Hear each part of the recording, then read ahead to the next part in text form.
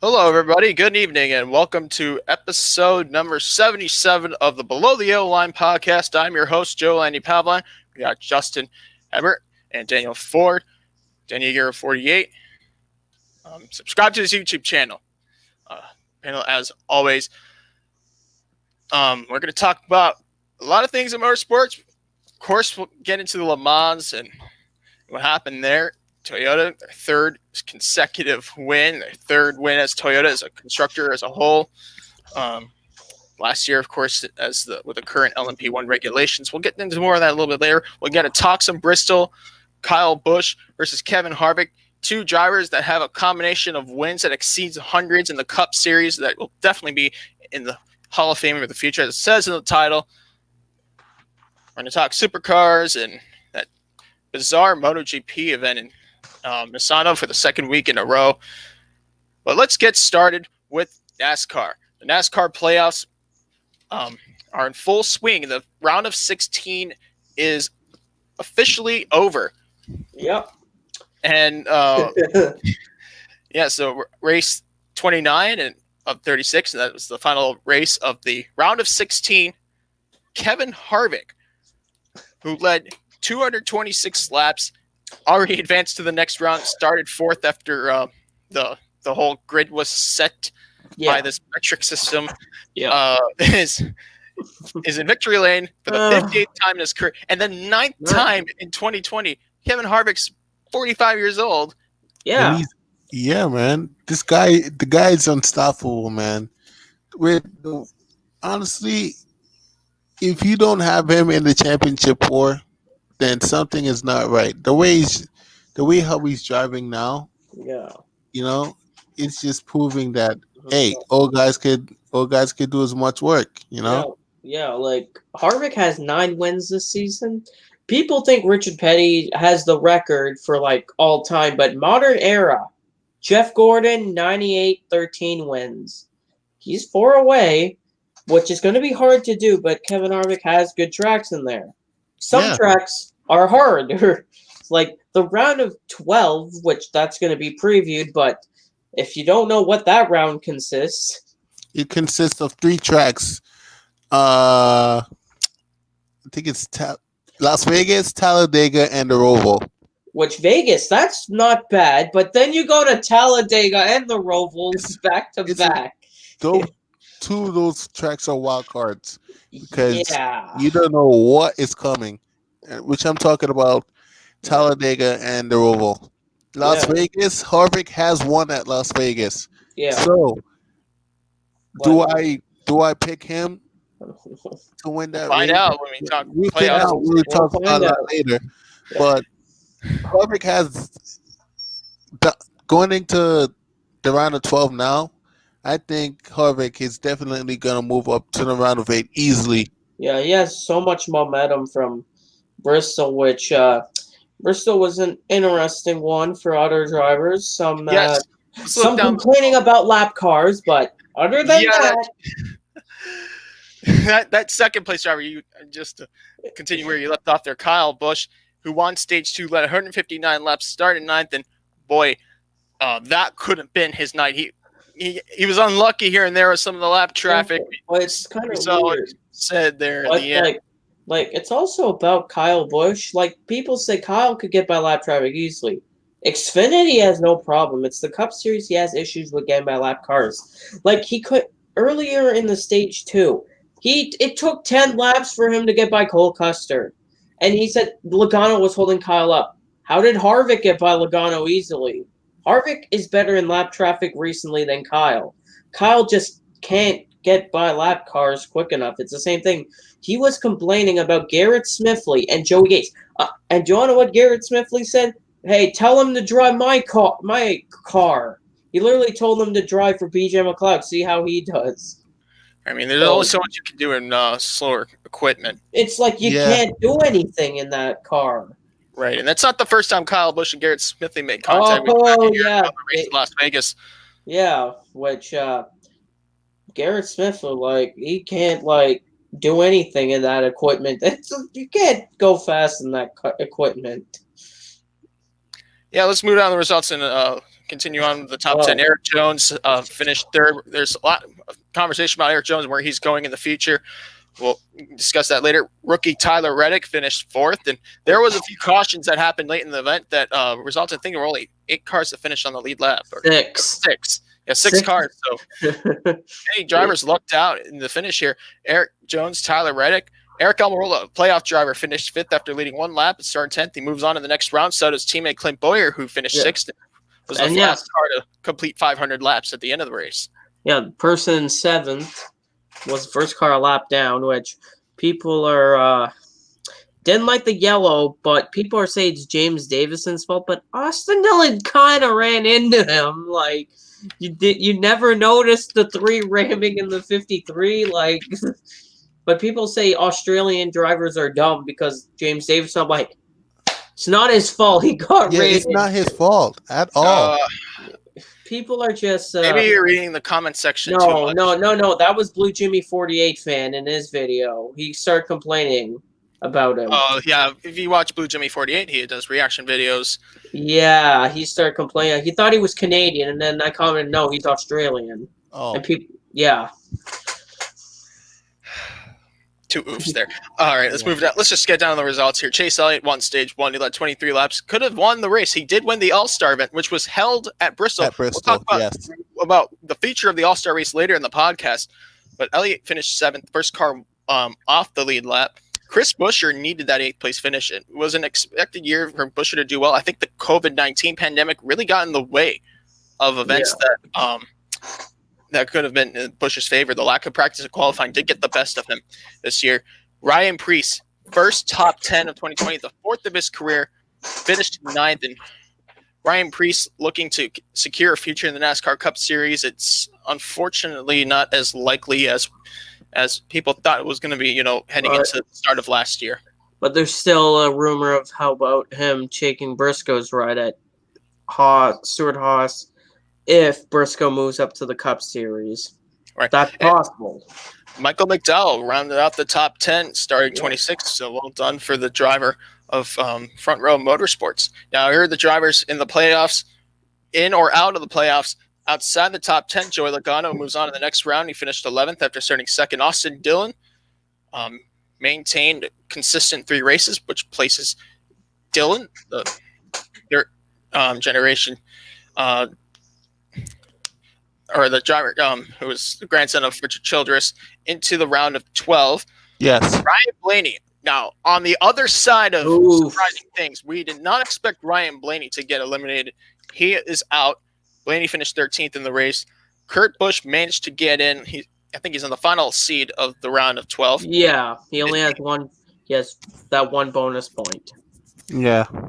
Alex Bowman finished 16. He's in the next round. And then Matt DiBenedetto, 19th place finish. And that's not enough. Not advance. No, yeah, he just was inconsistent this round. Yeah, throughout this whole round. Yeah. Moving down the list, Denny Hamlin finished 21st. He's on to the next round. Hamlin led 1 lap. Cole Custer is out of the round of 16. Yeah. Finished 23rd in the race. Martin Truex Jr. is into the round of 12, finishing 24th.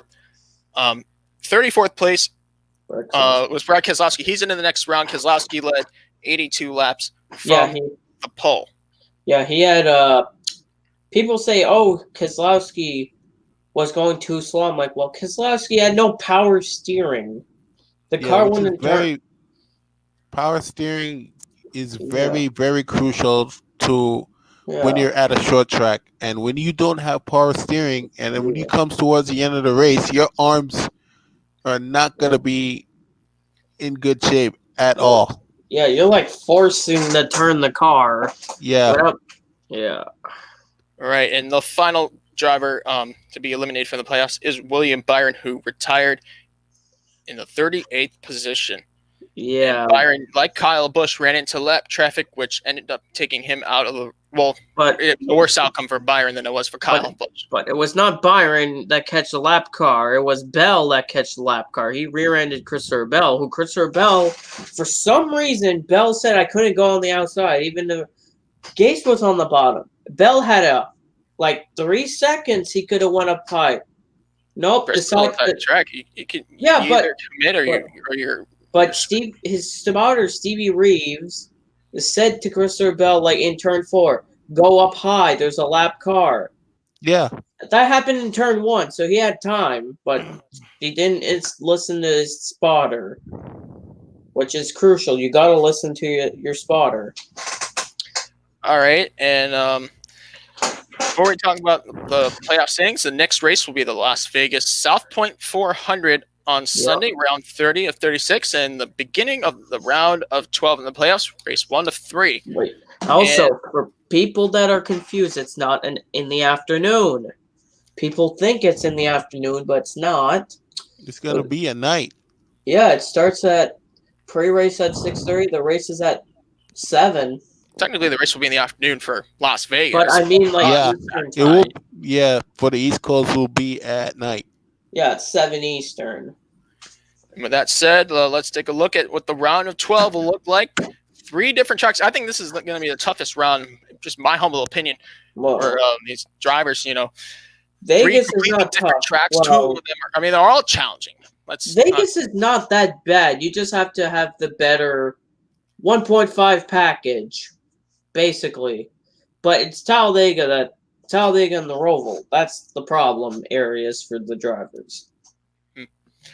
All right, and the drivers will enter the round of 12 like this. So the 4 drivers that are out, 13th, Colt Custer, 14th, William Byron, 15th, Ryan Blaney, and 16th, Matt DiBenedetto, leaving us with 12 drivers. Kevin Harvick, of course, he's the first seed with 3,067 points. Yeah, so 7 bonus points. But the thing about the rounds, you gain 1,000 points. So the people that were in the round of 16, they have still 2,000. The people in the round of 12 now have 3,000. Next round, it's 4,000. And for the championship 4, it's 5,000. Just to let people know, because people don't understand it. And you add so everyone has 3,000 points plus the number of bonus points they accumulated heading into the round. So Harvick has 67 bonus points. Denny Hamlin second with 48 bonus points. Brad Keselowski 35 bonus points, and looking down the list, Joey Logano 4th seed 22 bonus points for car 22. Chase Elliott 5th with 21 bonus points. In 6th with 16 bonus points. Martin Truex Jr. 7th. Alex Bowman. Bowman has 3,009 points, 9 bonus points. Austin Dillon is 8th with 5 bonus points, tied with Eric Almirola, 8th and 9th. 10th place and 11th place, Kyle Busch and Clint Bowyer with 3,004 points, with 4 bonus points. And Kurt Busch made it in with 3,001 points with a sole bonus point. Which was a stage win. Which Kurt's was for winning a race, you get 5. Winning a stage, you get 1. So Kurt only won 1 stage to get that 1 bonus point. If people didn't have a bonus point, they would have 0 bonus points. Like DiBenedetto, he entered the round with 0 bonus points. Stuff like that. So after this round, after Las Vegas, Talladega, and the Charlotte Roval, the road course, if you're unfamiliar, they'll go into the round of 8, and another 4 drivers get eliminated, leaving 8 drivers remaining. And then after the set of 3 races, which is Kansas, Texas, and Martinsville. Yep, that's the round of 8. Then that leaves the 4 last drivers. 4 drivers get eliminated, and the final 4 races, essentially highest of the 4 drivers in the final 4 of that race wins the championship. Yeah, at Phoenix. There you have it. I'd like to stick in this topic, though. Of the drivers in the round of 12 heading into these 3 races, let's talk about the back end of them. The 9th through 12th, Eric Almirola, which we kind of expected him to be in this position. Kyle Busch, now heading into the season, we were surprised to have him in this conversation. In 11th place, Clint Bowyer, and 12th place, Kurt Busch. Which of those 4 drivers have the best chance of going into the next round? And which driver has the worst chance of going into the next round?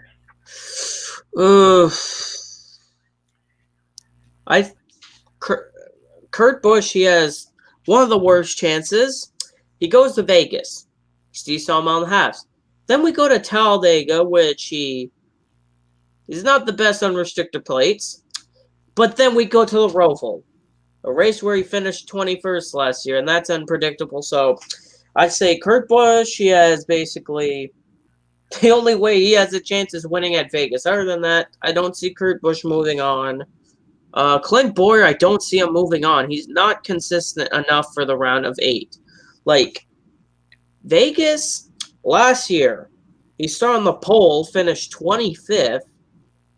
Talladega, he could win at, but you never know who's going to win there. And the Roval, he's done good, but not good enough at the Roval to be in contention. So, Bowyer, I don't see him moving on. Almirola, I don't see him moving on. The reason I don't see Almirola moving on, the thing about Eric Almirola, for me, Eric Almirola not moving on is because Vegas, it's like, Almirola's like good in some races, like Talladega, but the thing is, Vegas and the Roval, he's not good on the mile and a half sometimes, or at the road courses. So Almirola, I don't see him moving on, but the last driver that's not moving on, this driver, he had a good run of 16, but I feel like this round is going to hurt his performance. I feel like Austin Dillon, he has Vegas. He's mile and a half program's good for RCR. Then we go to Talladega, which if he doesn't win at Las Vegas, and if he wrecks out at Talladega, he's going to be in a hole. But then we go to the Roval. The thing about Austin Dillon, he's not good on the road courses. So Austin Dillon's not going to move on to the round of 8.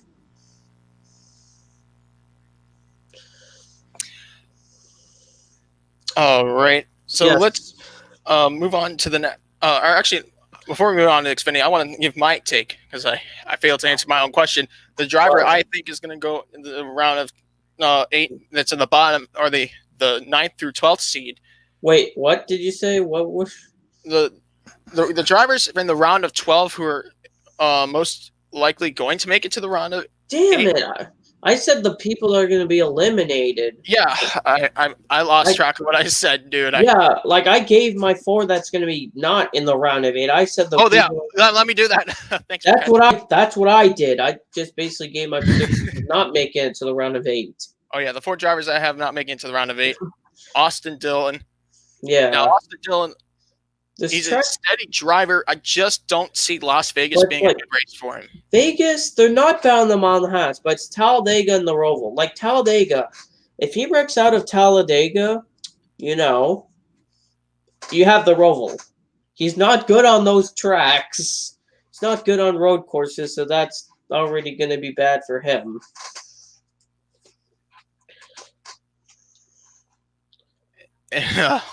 So I don't see Dillon making it. While his accomplishment of getting into the round of 12 was impressive enough, I just don't think he's going to go beyond it. But it's like the tracks that RCR is good at is some mile and a half tracks and short tracks. There's no short tracks this round. There's a super speedway, a speedway, and a road course. That's RCR's weak point, basically. They wanted a mile and a half at Texas. Let's not forget. Yeah, but Vegas is different from Texas by quite marginal. Right. Vegas looks like Kansas, and RCR's not been performing that much at Kansas, basically. We know Dillon is pretty lackluster at the road courses at Charlotte. Yeah, and if he wrecks out a Talladega, that's the thing, too. Anyone can wreck out a Talladega. Anyone can have a car that was good on lap 20 and not be there at lap 186. Yeah, because crashes happen. It's the sole reason why people who don't care about NASCAR watch NASCAR.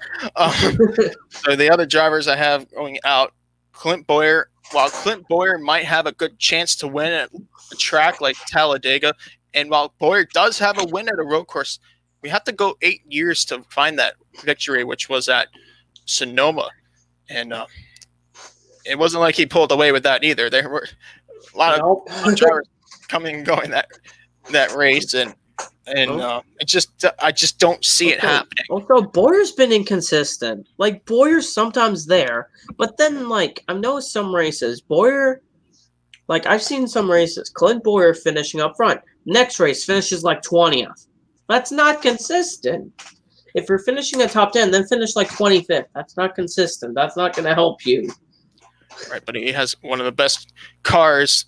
Yeah, but it's the Haas Racing in a Ford. Yeah, but that's Kevin Harvick. Harvick just drives better than Harvick knows how to drive the car in front. Bowyer struggles with the car literally and complains half the time on Here's the thing: radio. Bowyer and Harvick have great chemistry. Go back in the RCR days; they worked together there. Yeah, but it's like Bowyer right now. Like, he still has a new crew chief. Remember, Johnny Klausmeier was his crew chief for this year. His old crew chief, Mike Bugaravich, is with the 10 team. Right. But they still have to, because they've been to Vegas once this year, earlier in the year, but Bowyer didn't do too well either. It's just going to be a problem. So, yeah, Bowyer, Austin Dillon, Eric Almirola was the driver. I think, man, I don't know if he's gonna see the round of 12. But look at the numbers here. Yes. Sorry to cut you off there, Justin, but from Homestead to all the way to the first Michigan race, consecutive top 10 finishes, and at one point from Homestead to the Brickyard 400 at Indy, top 5 streaks. Yeah, but there's a thing with him. What about recently? What's his best finish after Michigan? That's the thing. What's his best finish after Michigan? 6th, 5th. Well, 5th Saturday. Yeah, but there's other races in there which he's not done good. That's where there's some races where he's not been there, like the road course. You're talking about Charlotte Roval. I remember him last year at the Roval. Remember when Newman went off? Almirola was running like 25th. Like, there's race tracks that Almirola does good. Other tracks, he's just not there. He's just running in the back, not even contending. That's the thing. Almirola's consistent enough. But this round, you have 1.5 miles, which he's decent on. A risk detector plate, which he's good at. But then you go to the Roval. If he enters in a hole at the Roval, that's where his problem's going to be at. Yeah. The third driver I have been eliminated from, or being eliminated after the round of 12 and not going up to the round of 8 is Kurt Busch. What? So you said Bowyer, Dillon. Now you have Kurt Busch. Yeah, Kurt Busch, while he has the best record of the drivers, actually his brother does. I forgot about Kyle Busch. But yeah, both of the Bushes, they have the best record. I just don't see Kurt doing as well as Kyle has. But it just depends about the thing about Kurt this year. It's been like a hard year for the Ganassi team. It's not just on Kurt. It's like the Ganassi team. Like, Kurt would have done well, but you know what happened with Chip Ganassi in the other car? Yeah. They had to put Kenseth, and Kurt had to literally, most times that Kurt wanted to race the simulator to get like practice and stuff. Do you want to know what he had to do instead? He had to talk about the car to Matt Kenseth, because Kenseth never drove at Ganassi until Darlington. That's the thing. He had to explain everything. He had to basically explain everything, which wasted some of his time. And let's go back a year ago at Talladega. Yeah, Kurt Busch and Kyle Busch triggered the big one at the end, and it took both of them out of the race. Now, Kurt had a car to win that day. Yeah, I mean, it happens. These tracks always, these guys or these drivers, they make mistakes all the time. But at Talladega, the slightest of mistakes can take you out of the picture. And Kurt's also a great road course racer too. But the thing is, where was he at the Roval last year? 22nd. He was not even there. He just basically, he's like not even going fast. He's just running back there I'm like, remember, Kurt Busch won the pole for the Roval race in 2018. 2019, he was not even close. He was just worse. Two different teams. But still, it's like Kurt, I know it's two different teams, but Hendrick equipment is not the worst. I think maybe it's just the crew chief combination because Matt McCall things were cooking better with Matt McCall, though. Yeah, but last year, it was the first time out the Roval with him. It's just the Roval. Maybe something happened. I don't know. Let's move on. The last driver I don't see going into the next round. Justin, you're not going to like this, but I just don't see Alex Bowman making it. Well, he has a better chance. He has a chance more than Chase Elliott does, which is true. If it's by points. Well, you have. You go ahead. I was saying next race is Las Vegas. Track that he should have won at. If he wins there, he's locked in. But also, the thing is, he has good tracks there. He finished second at the Roval. He's good at the plate tracks. And he's good at the mile and a half. He has 3 of his great tracks in there. He doesn't have short tracks to worry about. I feel like he has a better chance than other drivers. Like I said, no. Justin, what I'm trying to say here about Alex Bowman is that Bowman doesn't have enough bonus points in relation to Chase Elliott. Now, Elliott has 21 bonus points heading into the round. 21. 9. Yeah, but I've seen people with only 1 make it through and people with 2. But Chase Elliott, what happened last time we went to Vegas? He crashed out of the race. Yeah. Yeah, that's the thing. Chase is not good at some racetracks like Vegas. He's just not there. He's just 20th whole race. Yeah. Like, it's just if Chase is inconsistent, he's gonna be knocked out, even with 21 bonus points. You gotta be basically Harvick with 67 to basically be guaranteed. He has 21 is still not enough also. Or if you're Kyle Busch. With only 4 bonus points. Yeah. 4 is not even safe at all. Yeah, man. That's definitely you're in definite panic mode right now. Yeah, Kyle Busch. If Kyle doesn't perform, that's where the problem's going to be for him. Right. Now, why do I think Kyle Busch is going to the next round? I don't know. You think he's going to somehow get a win and not wreck lap cars? I don't know. Or have lap cars get in the way as I don't know how he's going to. Brent Donaldson Goodson in that NASCAR by the Numbers show a few weeks back, actually more than a month ago. Basically, for me, the only way I see Kyle getting in is by winning Las Vegas. Talladega, he's not consistent at the plate tracks anymore. He's always in a wreck somehow. And the Roval, he's not. He's crashed out of both Roval races. To go back on when it comes to Roval. But he's still not good at the Roval. He still hasn't performed. Yeah, it's unfortunate, to be honest with you. It's like, if he can't perform at Talladega again, like back then, right now he wrecks in almost every plate track. He's in a crash. The best chance Kyle Busch had to a win at the plate track was last year at Talladega, and Kyle and his brother triggered the big one. Yeah, but this year he was Daytona 500, close to being contention, blew an engine. He finished 30.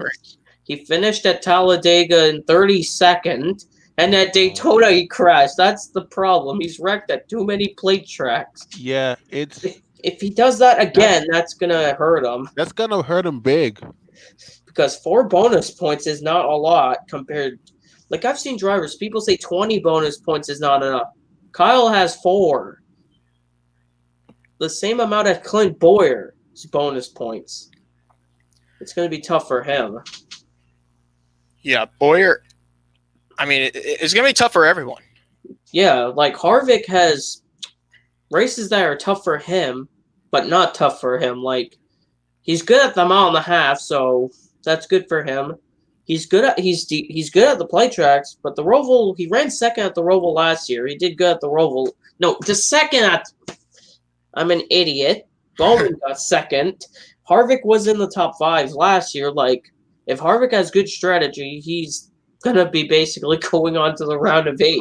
Of course. He's just going to be he could literally just be finishing 30th, near 20th to 30th, and still make it on. That's how many points he has. Or that said, let's go on and talk about the NASCAR Xfinity Series. Their regular season has come to a close. At Bristol.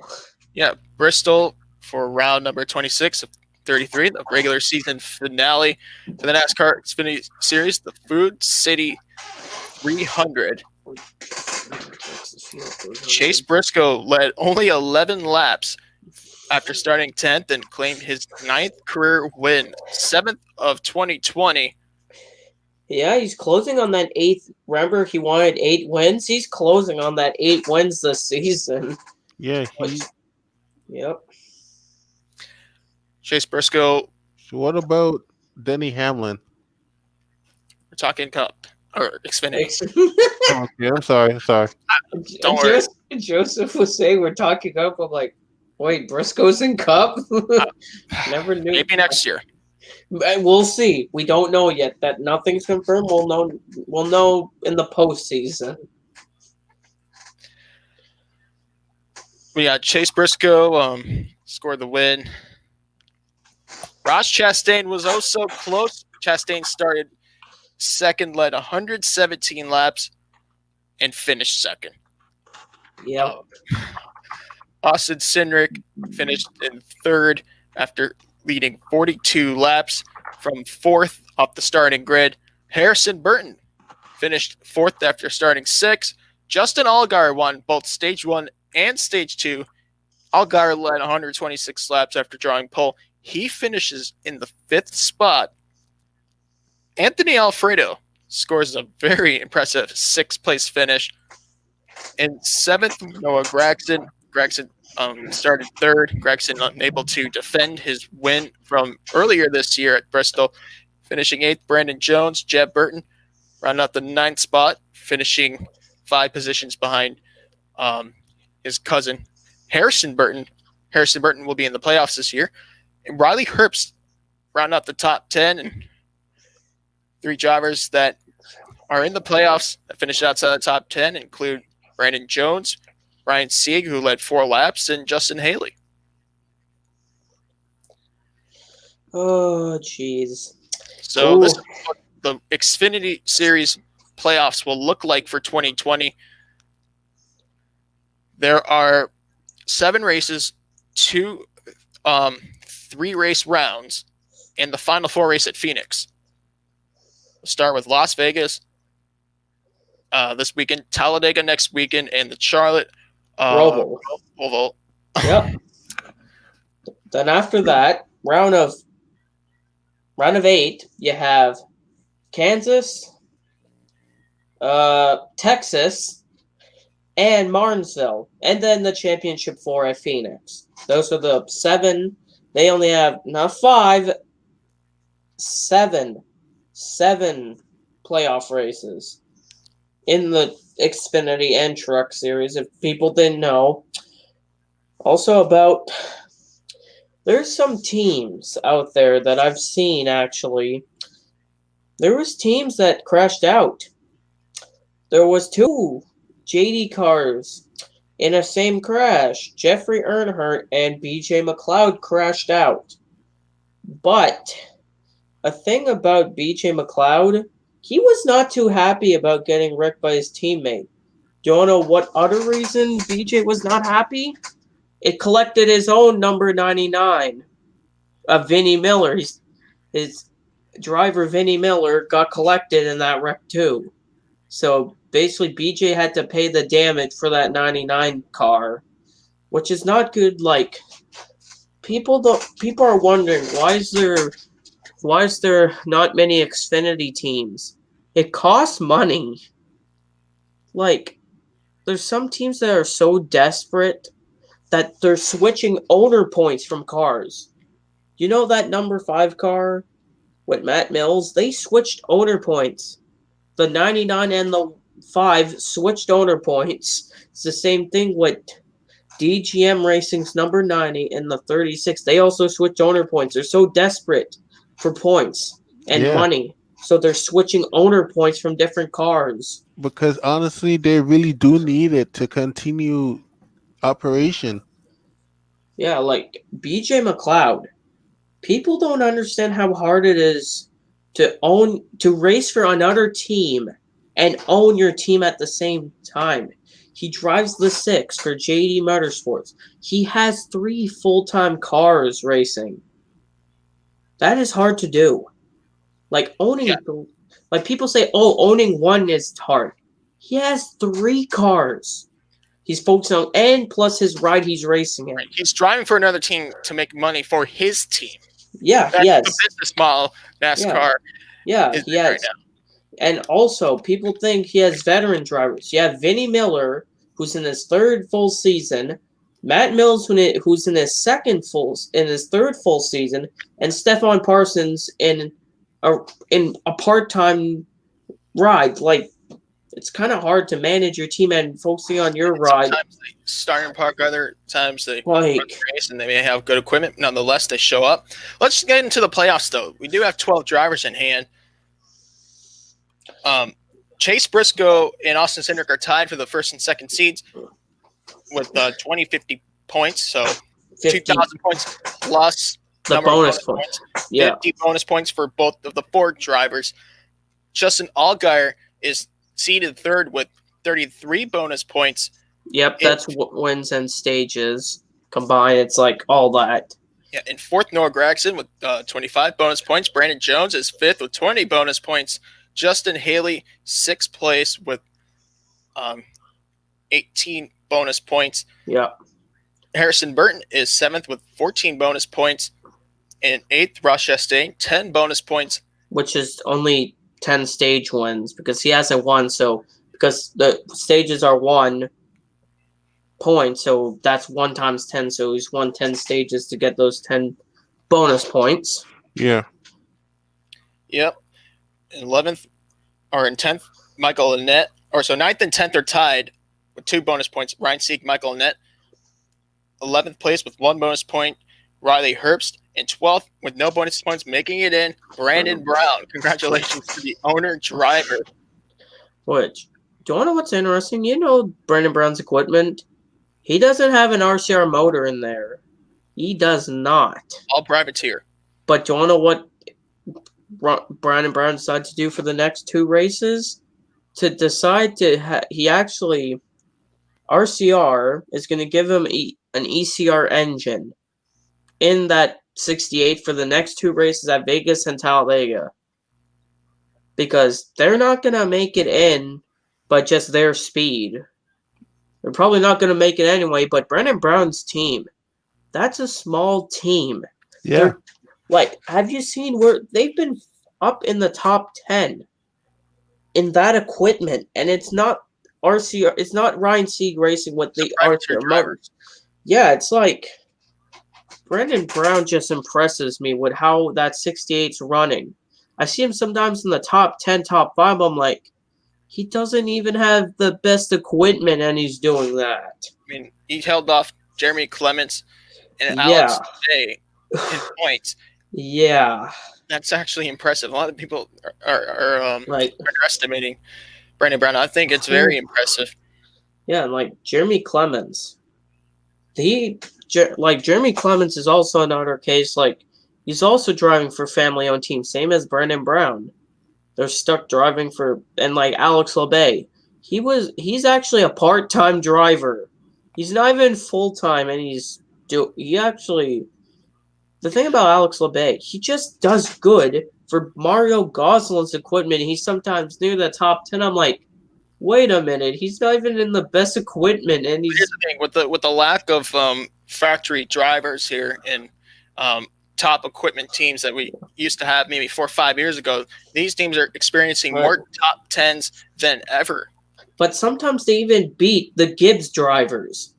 Like Matt Mills at Richmond beat the Gibbs drivers. That's embarrassing for those JGR drivers getting beat by. I don't know if it's embarrassing. I mean, maybe it is.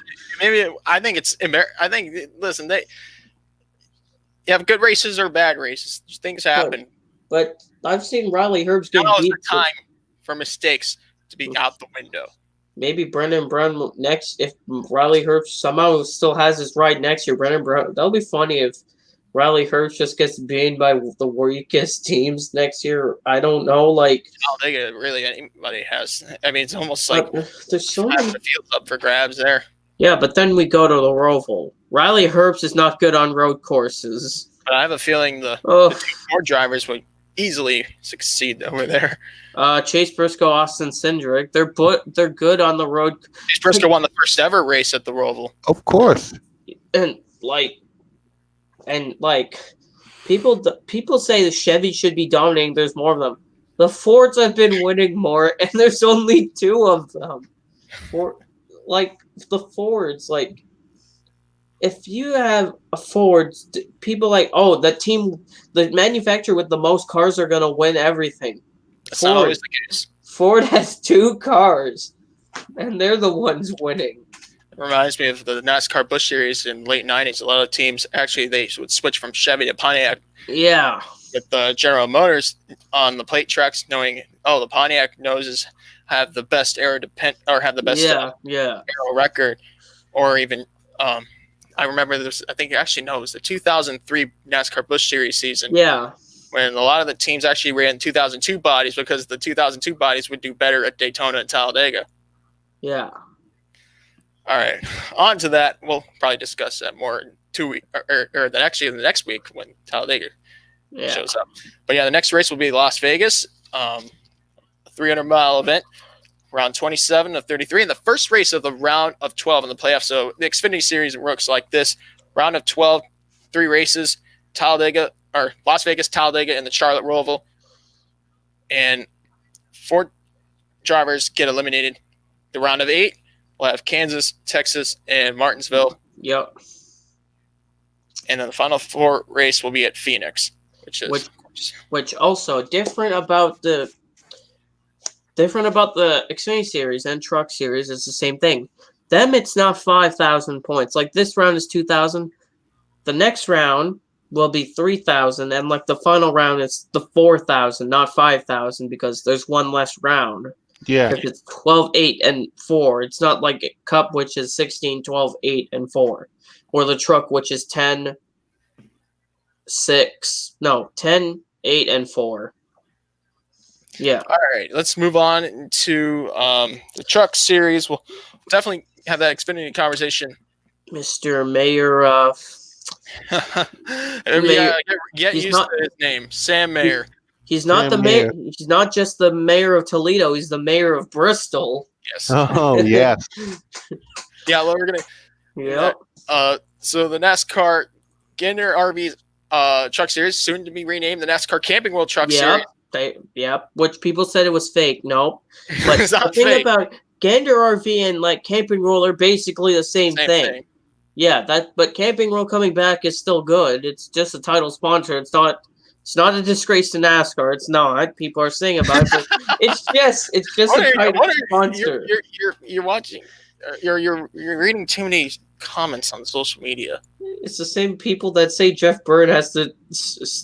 Okay, let's talk NASCAR. Okay, not NBC and people complaining. Okay, seriously. The NASCAR Truck Series had the Bristol 200. It was round 17 and 23 in the first race of the round of 10 in the NASCAR Truck Series playoffs. It was not won by a playoffs driver. It was won by one of the best up-and-coming NASCAR drivers. That you're going to hear his name in the next 10 years, next 5 to 10 years. Yeah. Sam Mayer led 38 laps. Mayer is only 17 years of age. He started 17, ironically. It's his first career win. Yep. People say that, people that comment, all of a sudden they're Sam Mayer fans. People say, Deegan, only up-and-coming driver. I'm like, what's Sam Mayer then? Sam Mayer's 17. He's 2 years younger than Haley Deegan. He wants it. He's winning ARCA races, now a truck race. He's just winning so much. Because people say he's a paid driver. Not a paid driver. No. Or at least he's not driving like one. he's just showing his talent. He's driving so good. He's even driving so good that even some of the veterans are like, how is he outpacing me? Yeah. All right, so like I said, Mayer led 30 laps. It's his first career win driving for GMS Racing. Finishing second, Brett Moffitt. Moffitt was close. He won stage one. Moffitt's the highest finishing playoff driver. Yeah, he had those older tires. He had 50-lap older tires than Sam Mayer. Moffitt led 117 laps, started second, and ended up finishing second to his teammate. Tanner Gray gets his best career finish of third after starting 16th. It's the second time Tanner Gray gets his best finish of third in his Young Truck Series career. Parker Kligerman finished in the fourth spot. Another great performance by Parker Kligerman and the Henderson team, which is this is somewhat their home race. Chandler Smith finished fifth, and we're going to talk about why that is in a little bit. Yeah. Brent Enfinger, playoff driver, finished sixth after drawing pole position. And also he had one point, the engine would literally shut off sometimes. They had to reset the ECU under a pit stop, which at least they fixed that issue. Yep. Finishing seventh, Tyler Ankrum, the third highest playoff driver. Ankrum won stage 2 and led 53 laps after starting seventh and finishing seventh. Ross Chastain finished eighth. Johnny Sauter finished ninth, and in 10th was Matt Crafton. A playoff driver, started fourth. Notables. Sheldon Creed finished 11th after starting 8th. Playoff driver Christian Eckes finished 12th. Ben Rhodes 13th. 14th Todd Gillen. 16th Zane Smith. And 25th Austin Hill. And the driver who finished 5th physically but got disqualified, Trevor Bayne. Yeah, people said Nice Motorsports is a cheating team. I'm like, they did have a disqualification last year with Ross Chastain at Iowa. He won but he won. But Brett Moffitt led 0. That was the race that Brett Moffitt led no laps and won. First time in Truck Series history, the winner led 0 laps in a race. Yeah. And like the thing about people are wondering why Austin Hill was not doing good. Well, he did have the best truck, but then he got rear-ended by Stuart Friesen, which Stuart Friesen, like, Austin Hill was not happy, obviously. He never recovered from that either. Yeah, like, when you have rear damage, your truck just doesn't handle anymore. With Bristol's, it's a high-speed short track with banking and all that. You're not really just stopping, like, going hard on the gas and braking in the corners on a flat track like Martinsville. With Bristol, there is aero involved here. Yeah. Somewhat. And also, people that don't understand, people are like, Zane Smith, he was running third. It looked like GMS was going to get a 1-2-3 finish.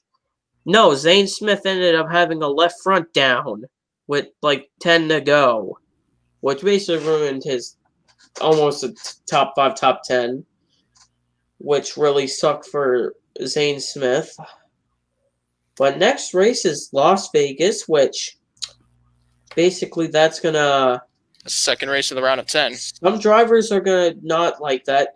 Some drivers, one of the guys that won last year there. Let's first of all go into the playoff standings here.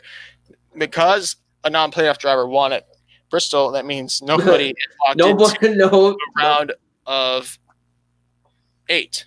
Yeah. Yeah.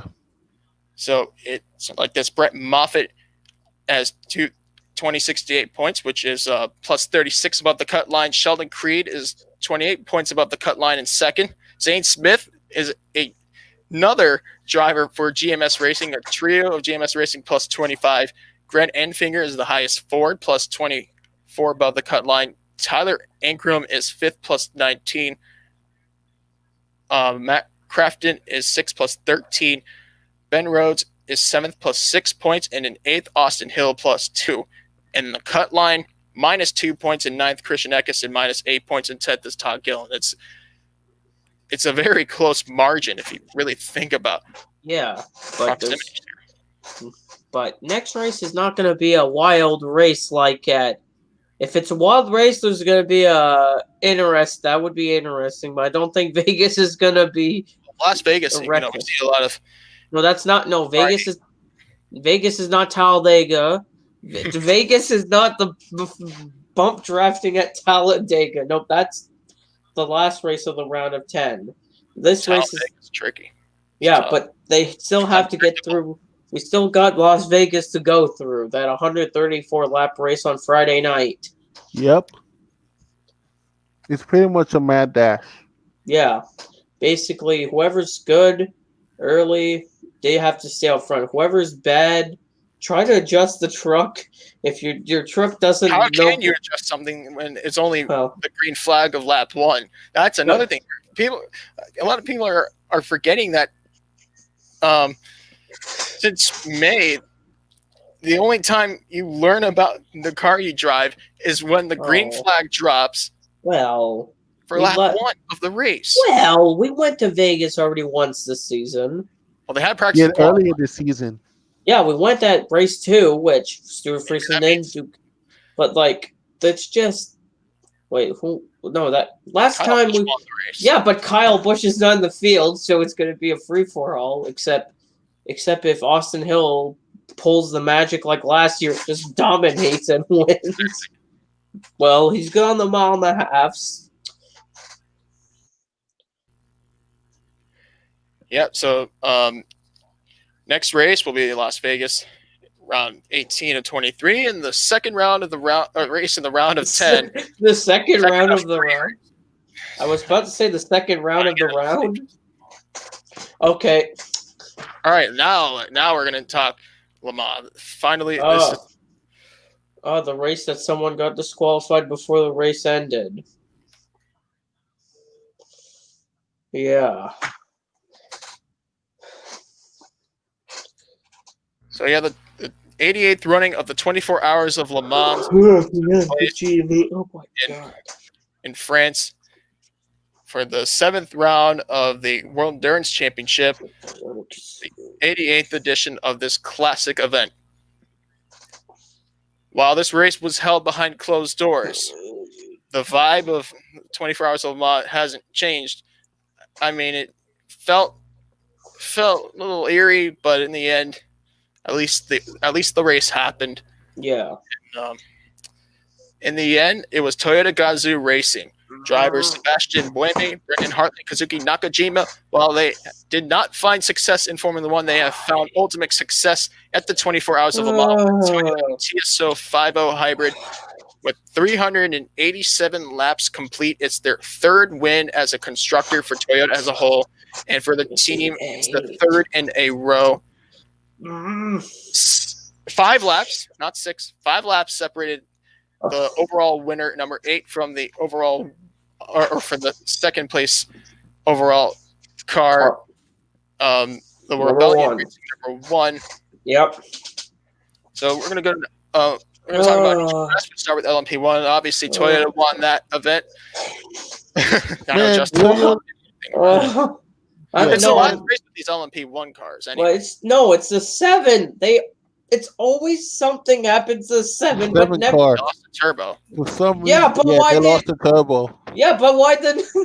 Like most times, the 8 never has issues. It's even if the 7 would be on the same lap as the 8, Toyota's not allowed to race. Basically, they like the number 8 more than the 7. Well, you know what? I honestly don't think it's a matter of favoritism.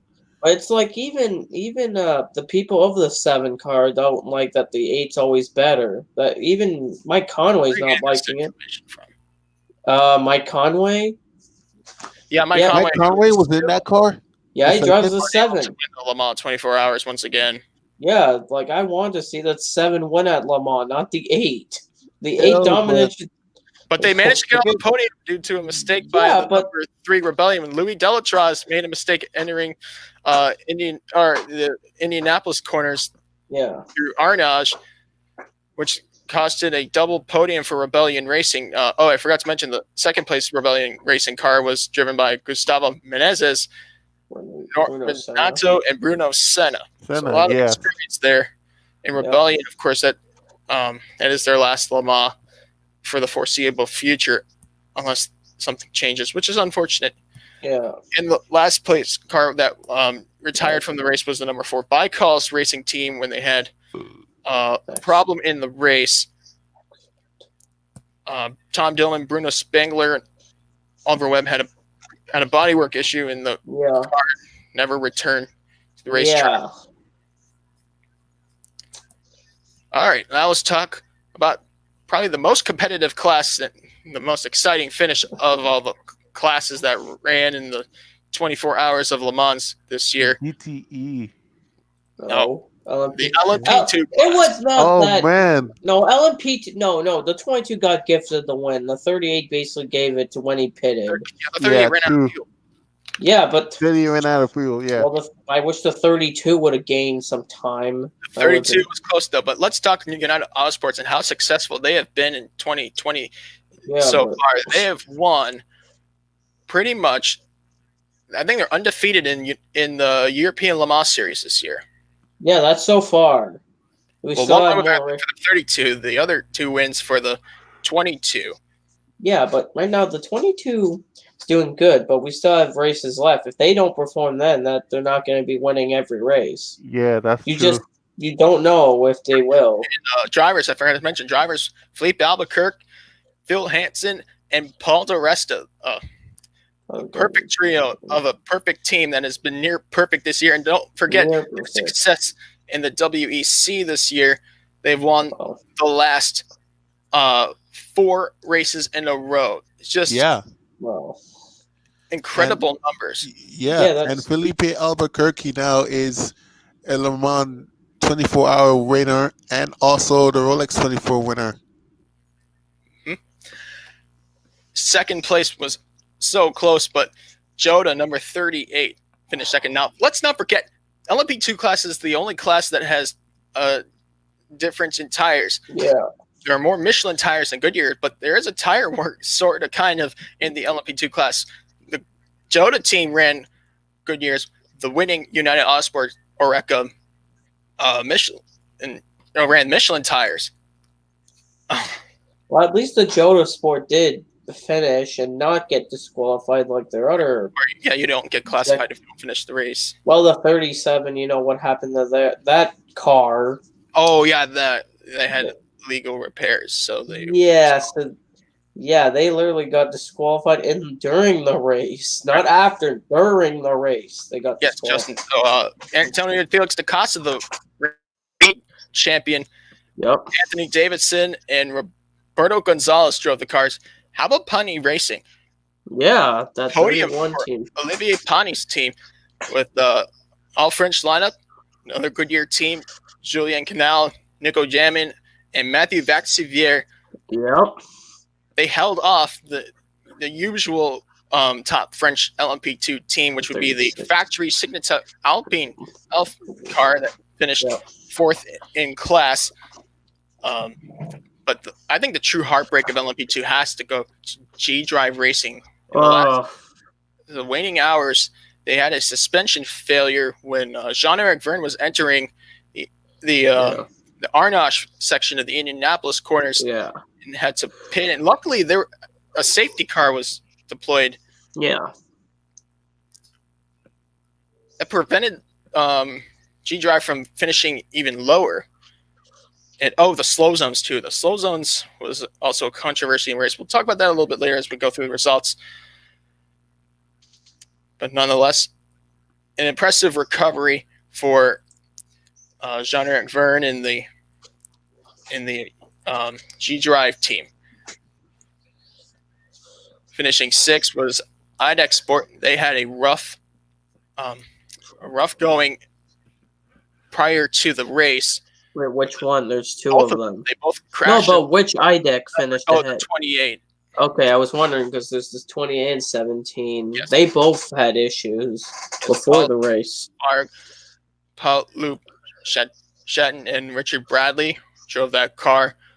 Cool Racing finished behind them. The Swiss team had Tony Borga, Alexandre Cologne, and Nikolai Lapierre, the veteran, drive that car, number 42, the ARCA team. So yeah, ARCA, of course, the highest of the populated LMP2 chassis, ended up winning the race as per usual. But there were other chassis that were out there that we saw besides the ARCA 07, like the Alpine and the 36 car, of course, the factory team finishing fourth, and the Auroras Gibson 01 that finished fifth in the class. And of course, we'll go down the list here. In sixth place, or actually seventh place, the Cool Racing ARCA. Wait, you already said Cool Racing. Yeah, I meant eighth place, Algrove Pro Racing. Yeah. Which was the fourth highest actually the third highest Goodyear team in the LMP2 class. Simon Trimmer, Matthew McMurray, and John Falb behind the wheel of that car. In ninth place in that class was the number 50 Rickard Mille Racing team. Oh, yeah, Richard Mille. Yeah, that team. All-female crew in the ARCA chassis, driving with Michelin tires. Tatiana Calderon, Sophia Flores, and Batisk Visser, if I said that name right. Visser. And 10th was Setilar Racing, an all-Italian lineup. Yeah. Andrea Bellici, Roberto Lacorte, and Giorgio Cernaghiotto. Yeah. Finished in the top 10. And while the 17 car had really much a lot of trouble the whole week, the fact that IDEX Sport was able to come back is just impressive. Yeah. Because typically Le Mans is a 2-week span, usually in June. They have testing, multiple sets of scrutiny and get the cars right. Your usual rookie orientation, and everything is a slow process. You can really learn a lot in a much easier period of time. But the first time these cars hit track was practice, Thursday of the race week. Only pre-qualifying practice. Actually, no, there were 2 pre-qualifying practices. Then the first qualifying, because they had hyperpole implemented this year. Yeah. Yeah. Different format from before. Let's continue with the results in GTE Pro. The LMGTE Pro class was truly the class worst affected by this pandemic. Yeah. A lot of removals from the entry list. Yeah, like the Porsche American team, the 93 and 94, plus the Corvette Racing team, they weren't in the field. But you still had at least there was entries. It was not just the normal entries you saw. There was added entries. There was 8 total nonetheless. Yeah. So the race was won by the number 97 Aston Martin Racing team, the Aston Martin Vantage AMR. Won with Alex Lynn, Maxi Martin, and Harry Tinknell on the wheel. And the Vantage, always a strong competitor at Le Mans, with or without BOP. Let's not get into that discussion. The AF Corsa Ferrari number 51 finished second. James Collado, Alessandro Pierguidi, and Daniel Serra were in that car. And rounding out the podium was the 95 Aston Martin Racing bunch with Marco Sorensen, Nicky Tim, and Richard Westbrook. So yeah, Aston Martin very, very fortunate this year, while other teams were not as fortunate. Fourth place in GT Pro was the Risi Competizione number 82 Ferrari. Ferrari was the only manufacturer in GT Pro that had multiple teams rather than a sole constructor, which is not usual, like it's typical in GT racing that you have today. Sébastien Bourdais, 4-time IndyCar champion, Jules Gounon and Olivier Pla were behind the wheel of that team. And 5th place and 6th place in the class were the 2 Porsches, the Porsche GT Team 91 over the 92. Jimmy Bruni, Richard Leeds, and Fred McAvicky were the drivers of the 91, and the 92 were Michael Christensen, Lawrence Vantor, and Kevin Estray. And they had much higher expectations than they had heading into this, for sure. Yeah. Unfortunately, one car, which was set to finish, I think, 4th on track, did not complete the final lap. Classified was the number 71 AF Corsa Ferrari. Oh, yeah. Yeah, because people say that's crap that those other people out of the race, but the thing with NWEC, which is the World Endurance Championship, you gotta finish the race to be classified. If you don't finish the race, you're not classified. That's why they were, you see, 340 laps. There's others that, like example, the 92, it said 313 laps. But the 71 finished behind because he was not classified. You basically have to be running to be running. Like, if you're not 70% of the race distance. Yeah, he was not even done the race. Like, of the overall winning race winner distance. Yeah, so. like he was at 340. The winner 387, which was All right, let's move on to the last car. The only car that DNF'd out of the race in the GT Pro class was the number 63 WeatherTech Racing Ferrari drivers Cooper McNeil, Jeff Siegel, and Tony Vielander. So 8 cars total in that class. Now let's go ahead and move on to the next class. That was the LMGT AM category, won by the number 90 TF Sport Aston Martin. It was the only Aston Martin, one of 2 in that class.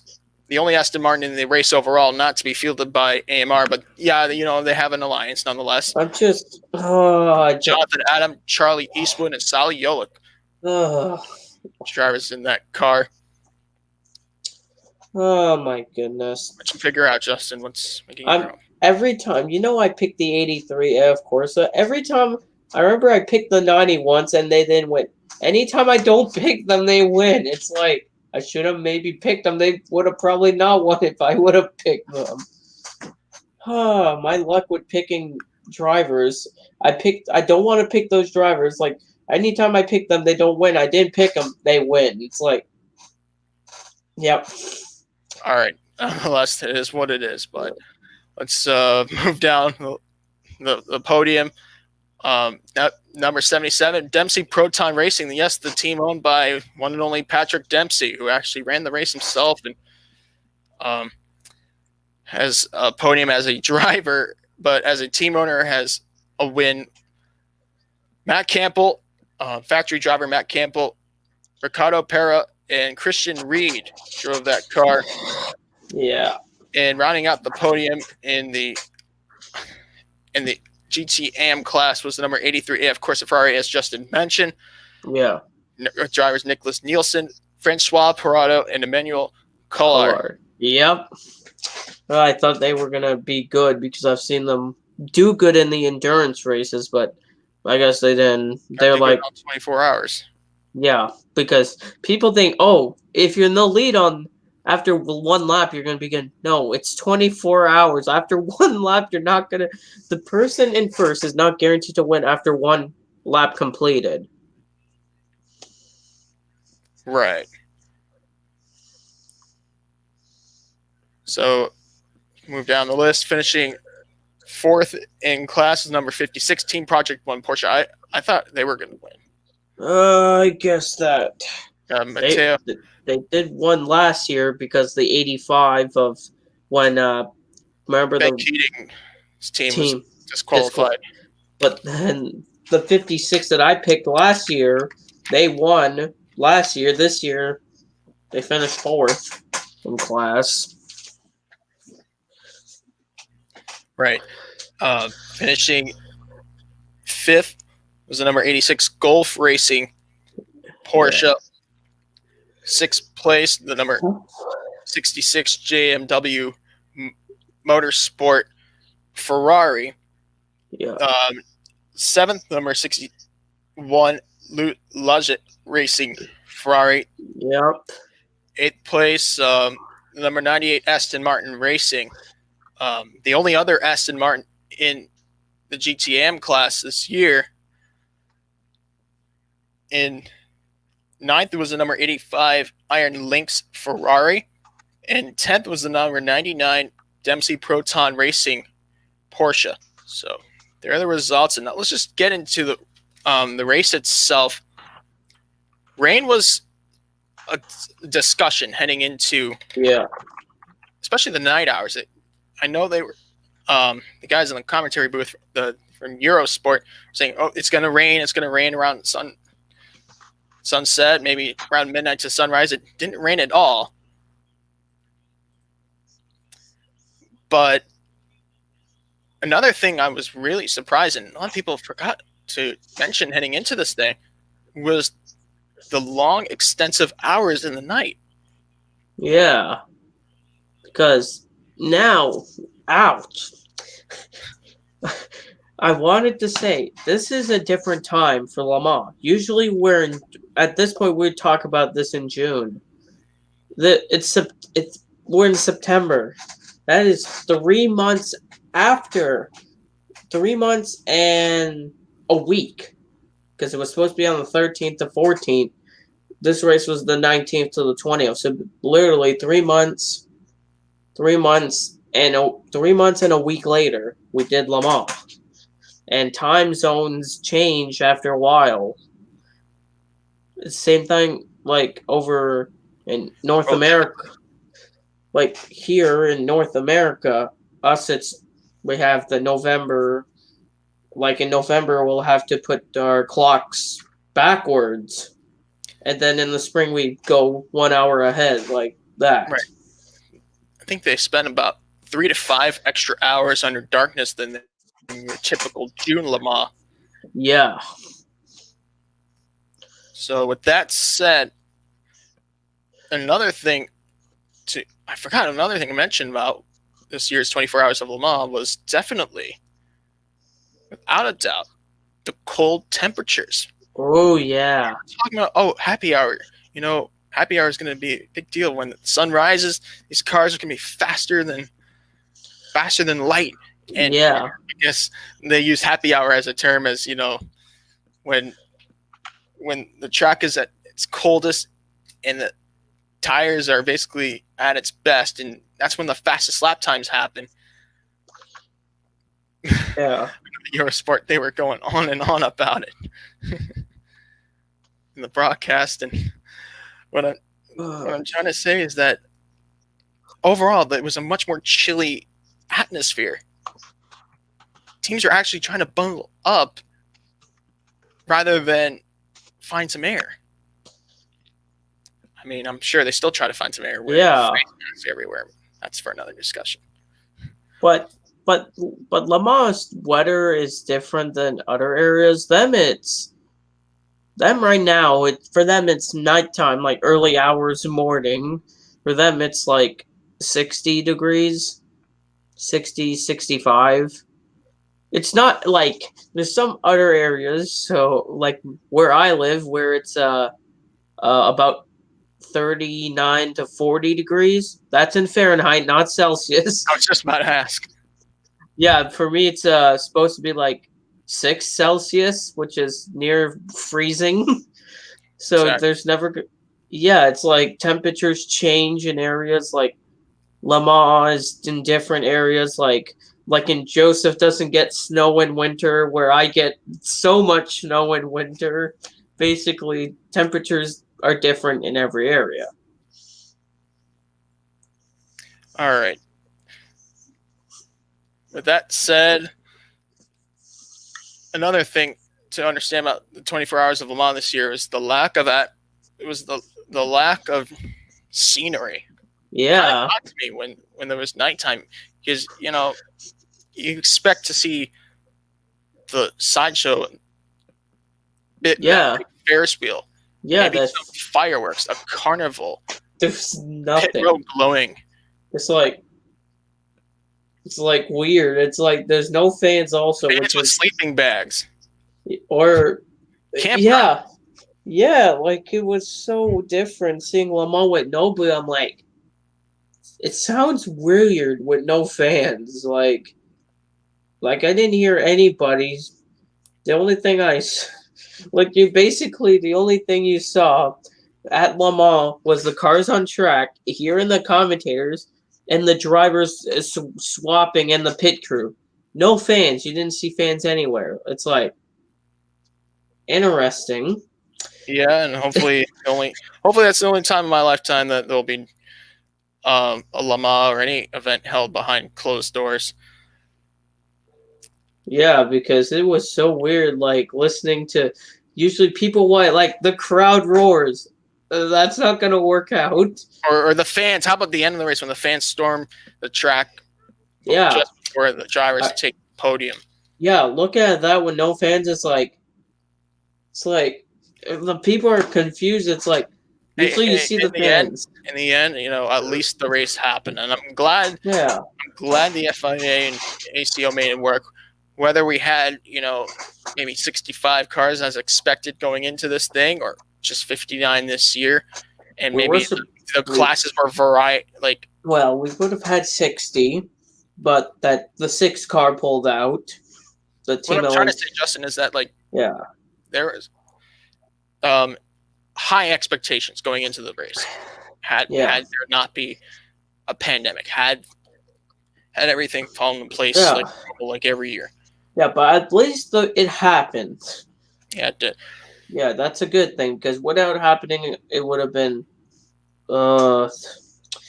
years bad. But I'm glad it worked out, and at least it worked out. Which the WEC has one more race left on November. It's November. Your birthday. Yes. At 8 hours of Bahrain, the same day as the 12 hours of Sebring this year, and that's a conflict that they didn't want to have, but they had to. When F1 announced that they'll hold back-to-back races at Bahrain. Yeah, before they go to Abu Dhabi for their final event, which WEC. People think that Le Mans has no governing body. Yes, it's the world. But people don't know that there's a series. People think it's Le Mans. World Endurance Championship. People don't even know that exists. Well, a lot of these fans, they watch just for Le Mans, but the fans also keep track of the championships going on around the world. The World Endurance Championship actually started last year in September. It's early September 2019. Yeah, at Silverstone. The 4 hours of Silverstone was the first race. Where the season's going to end November. Almost heading into 2021. It's unbelievable. Yeah, instead of 2021 being a 2020-2021, them it's just 2021. And I'm glad they're going back to that. But we don't know what about 2022. We're not even in 2022. Right. Having 2 Le Mans in the same World Championship was pretty interesting. Speaking of the World Championship, Aston Martin Racing has clinched the manufacturers championship and the drivers championship in the road class. Yeah, they're just fast now. Like both. Yeah, forgot to mention the World Championship. It's Aston Martin 305 points over Porsche and Ferrari. They're tied for second and third with 224 points heading into this final event in Bahrain. Also, people think there's. But I guess that people don't know that there's an LMP1 Teams Championship, but there's also an LMP Drivers title, which is LMP1 and LMP2 drivers, which LMP1, the LMP drivers, that's the drivers of the number 8 leads the 7. And for the teams, it's the 8 over the 7 by 8 points. Wow, it's close. Yeah, 175 to 167. Then Rebellion's number 1 is just chilling in 3rd place. I think it's secured heading into the final. Yeah, it is secured in the World Endurance Prototype Drivers Championship. That is correct. Yeah.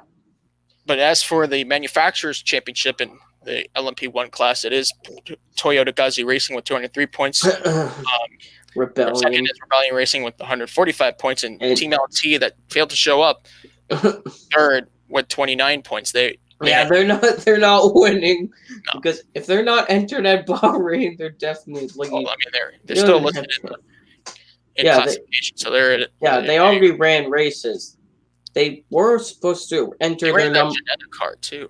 Yeah, they were supposed to enter the second car, the 6, but they didn't enter. They withdrew. They couldn't find any fundings, and a lot of teams had to do the exact same thing with the current situation. With that said, the endurance trophy, as for the team's championship, the LMP2 class, United Auto Sports. I think they locked. I don't think they locked it up. I don't know how many points, but they're pretty close to it. Yeah. You still have the Jota 38, which is close too. The only finish outside of the podium for that number 22 United Auto Sport was the opening race at Silverstone. But you never know what Jota Sport can do at Bahrain. They have to do everything, while the 22 has to do literally nothing to make that happen. Or, people are saying at Bahrain, their drivers don't attend Sebring. Or the people that say they want flips. Like, remember that ELMS race? There was a flip. People said that was exciting. A flip. Like, there's not every race there's going to be a flip. Those fans are. Yeah, it's the same people that say Lamar should have had a flip. I'm like, no. Oh, yeah, it's all they get. There's no big one. We can't have that. It's not that. It was the Le Mans 24, not the 24 hours of Talladega. No, I'm trying to. Yeah. Compare what those fans. Listen, Justin. Let's just talk about the racing, okay? United Auto Sports, they're just near perfect this year. Yeah. They're undefeated as a team in the European Le Mans Series. But that's so far. You still have other races to go. If they don't perform, I don't know what's the next. They've won the last 4. When's the next ELMS race? I don't know. The next race, I think it's October. I'm checking. Is it? I'm just checking. It's Monza, 4 hours. Yeah, but do you think they'll be good at Monza? That's the question. And then the 4 hours of Portimao, November 1st. It's the final race of the ELMS Championship. They're first and second in ELMS points. But let's just talk about the World Endurance Championship before we get into that. As for the World Championship, the 22 United Auto Sports, they're in another universe. Thanks to Zach Brown, 171 points. And second, of course, Jota Sport, 125 points. Looking at their record, if they didn't get disqualified at Fuji, I'm sure the points would have looked a lot more differently compared to what it maybe in their eyes should be. Third place, Racing Team Netherlands, 107 points. Fourth place, number 42, Cool Racing, 103 points. And fifth place, Jackie Chan GC Racing, 98 points. And in the LMGT AM class endurance trophy for the World Championship, it's the number 90 TF Sport Aston Martin. They won 2 out of the last 3 races. Actually, they've won every race except for 3. This year, they're not. Podiums were that pole at Silverstone and the retirement at Bahrain. 148 points for TF Sport. Then AF Corsa, second, just 8 points back. So they're in reach going into the championship, 140 points. Yeah, it just depends how they perform. Now, third, fourth, and fifth are actually kind of close in a battle, and sixth in a battle of their own here. Dempsey Proton Racing, 99.5 points. They have 2 consecutive podiums and poles. No wins in the World Championship this year. Aston Martin Racing 98, number 98 car, they have 96.5 points. So they're 3 points back. Team Project 1 cars, they're fifth and sixth. The 57 over the 56. The the 57 with 89.5 points, and the 56 with 80 points. So I think 4 cars are able to get third in the World Championship for GTM.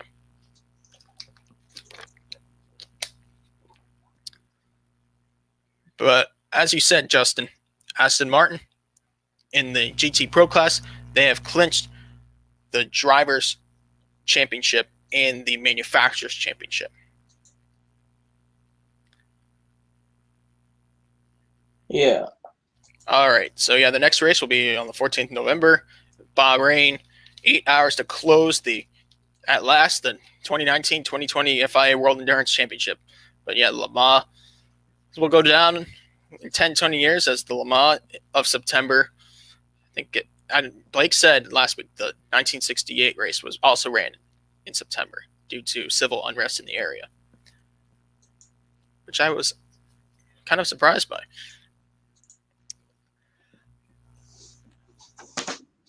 All right. I'm just confused. Okay, NFL's on ABC and ESPN tonight. Weird. I don't know why ABC's have that on NBC SN. Like, I'm literally just looking. I'm on ABC. I'm like, why is NFL Monday Night Football on ABC? It's ESPN. They simulcast everything. Yeah, but ABC only airs. They didn't air game 1 the first week. Now they're airing week 2. Interesting. All right, let's talk supercars now that Le Mans is out of the way. Yeah. I think it's now called the Repco Supercars Championship Bowl after this year when Virgin Australia ends sponsorship. Oh. The 9th week of the 2020 Virgin Australia Supercars Championship was at the Bend. I keep forgetting the name. The Bend SuperSprint. Yeah, the track was 37. Just 30-some corners. It's one of the more newer. It's a new track. Complex track. Oh yeah, I remember when the Asian Le Mans series went there last time. I remember that I was confused. I remember I was watching part of it like, holy, there's too many turns. Yeah, there were only 24 laps in the race. I think aside from the Bend, the only race that has lesser laps is actually Melbourne. Well, due in part of the fact that there are 4 races in that weekend. Yeah, but like the Bend is a long track, over 30 corners, which usually you don't see over 30 corners, but yeah, it's a new track also. So race 1 was won by Fabian Coulthard for JRT Penske. What? He won? It was down to, I think it was fuel mileage, but let's just say when the race started, Scott McLaughlin and Jamie Whincup made contact in the opening lap in the first corner, resulting in McLaughlin finishing 14th and Whincup finishing 18th. Fabian Coulthard won a race. It's Coulthard's 13th career win. Coulthard only led 2 laps after Shane Van Gisbergen had a problem in the final 2 laps of the race. Oh my gosh! I never expected. I know. Coulthard started 5th for the Shell V-Power team. He started 5th? Yeah. Usually second, Jack LeBrock. Usually Coulthard starts like 15th, usually. Jack LeBrock got his 2nd career podium. Oh my gosh. Oh, geez. Not a win, but these results are for Tickford Racing. What, is 3rd place any weirder? Yes, Bryce Fullwood. Oh, come on. Career best finish of 3rd, his first career podium. He's a rookie too. He's Andre Heimgartner finished in oh my god. After starting 10th. Oh, Cam Waters 5th. Cam Waters led. Cam Waters. Okay, that's Kelly led 2 laps and finished 6th. Scott Pye led 3 laps, finished 7th. Anton Pasquale, who led 2 laps. Justin's going crazy there. Finished in the 8th spot. Shane Van Gisbergen, who I mentioned, led 14 laps and experienced a problem late in the event. Started 3rd, finished 9th, and Nick Percat rounded out the top 10. Okay, that's less weird, but some of those results up there, it's like They usually don't get a top 10. They're usually towards the back, and they just somehow got a good finish, which I never expected Coulthard to get a win. All right, so move down. All right, let's move over to race 2. Oh, race 2. Was that race 3 took place on Sunday. Oh. Race 2 was won by Shane Van Gisbergen. Okay, that's more normal. Leading every lap except for one. Oh. Which was Chaz Mosser, who led the only other lap. Okay.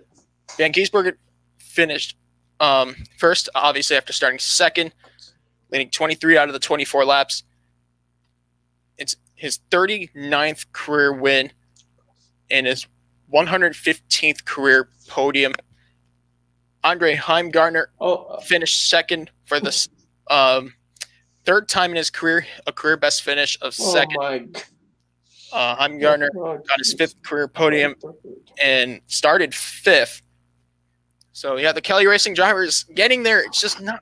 He's so close. Oh geez, who got 3rd then? Is it somebody else? McLaughlin. Okay, I thought you were going to say some person that's usually not up there, like in race 1. Cole picked up his 102nd career podium by finishing 3rd in the race. Finishing 4th, Fabian Coulthard started 4th. In 5th, Anton De Pasquale. Rick Kelly, another 6th place finish. David Reynolds, 7th. Cam Waters, 8th. Nick Percat, 9th. And Jack LeBrock rounding out the top 10. Chaz Mosser, as I mentioned, was the only other driver to lead lap. He led 1 lap and started 3rd, finishing 11th. Race 3. Okay, Fabian Coulthard got 2 good finishes. What's next? Yes. Oh, jeez. On overall, he picked up the overall weekend victory. But Scott McLaughlin won race 3. Okay, that's more normal. Laps and got his 54th career win. McLaughlin started on pole and scored his 103rd career podium. Fabian Coulthard picked up his 60th career podium after starting 4th and finishing 2nd. He gets the overall win. He picks up more points than any other driver this weekend. What? I'm confused. Like, usually Coulthard's not even in contention, and somehow he's just finishing so good this weekend. It's like, where did he get the speed? Like, I turn my head all the time because it's Stanley Cup Finals. Yeah. I'm just literally, anytime like that, the weekend, like the first race especially with the results, it's like, I'm like Fabian Coulthard, usually I see him about. And he's not a bad driver at all. It's like he's usually about 10th to 15th, but him up there like a whole weekend where he's in the top 10 the whole week, and that is really impressive. I agree with that, Justin. Now, let's go down the. Oh yeah, I forgot to mention Jamie Whincup led 2 laps, finished 3rd, started 3rd, his 201st career podium for J-Dub, and the top 10 looked like this. Anton De Pasquale 4th, close but no cigar, no podiums for ADP in the Bend for at least part 1, because part 2 is this weekend. Cam Waters 5th. Scott Pye led 2 laps and finished 6th after starting in the 9th spot. And Andre Heimgartner finished in 7th after starting 8th, finishing 9th. Oh, geez. Or actually, 8th was Rick Kelly, 9th David Reynolds, and 10th Todd Hazelwood. What? Todd Hazelwood got 10th. Yeah. Remember, Hazelwood got his first career podium. What was the last race? It was. It's not Sydney. It was Darwin, I think. I'm just the Darwin SuperSprint. Just confused, like, especially race one with how the results are with some of the drivers I never expected to be in the top 10 being there. It's like sitting out from this conversation, otherwise I'd be under big fire talking the way I did about Jamie Cup or his driver Scott McLaughlin. Oh, jeez. Scott McLaughlin's gonna make his IndyCar debut. Oh yeah, it's St. Petersburg on the which is on regular NBC, same as the Harvest GP, except the first race for Harvest GP, that's on USA Network. All right, so the Supercars Championship. After 27 races. I think I know who's leading. Scott McLaughlin. Scott McLaughlin, 2,062 points over Jamie Whincup with 1,847. In third, with 1,577 points, Cam Waters. Shane Van Gisbergen is fourth with 1,555 points. And fifth, Chaz Mostert with 1,524. So the battle for third of the Drivers' Championship is still up for grabs between Waters, Van Gisbergen, and Mostert. Cam Waters is third in points? Yeah. Interesting. Very. Usually I thought Van Gisbergen would have been third, but interesting for for Cam Waters. Yeah, Chaz Mostert used to be a teammate of Cam Waters in the past. Oh yeah, when Mostert used to drive that 55 car, but now he's at the Walkinshaw and Andretti team. Yeah, exactly. And the team championship is now led by DJR Team Penske. They have. Yeah, they did good. They had McLaughlin doing good in 2 of the races and Coulthard doing good in all 3 races. So, yeah, that really helped that Coulthard was doing good too. 35.06 on the board for DJR Team Penske. Triple Eight Race Engineering, the Red Bull Holden Racing Team, second with 34.02 points. In third, Tickford Racing, the sixth in the 55 entries for Tickford.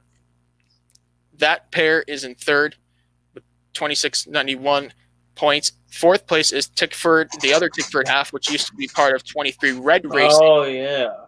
The 5 and the 23 now 44 entry, which is the James Courtney ride. Yeah. 25.56 points. And Yerbis Motorsport is now third in the hunt. Or not fifth, I meant. I'm off the rails. Or as Mark Scaife say, off the scale.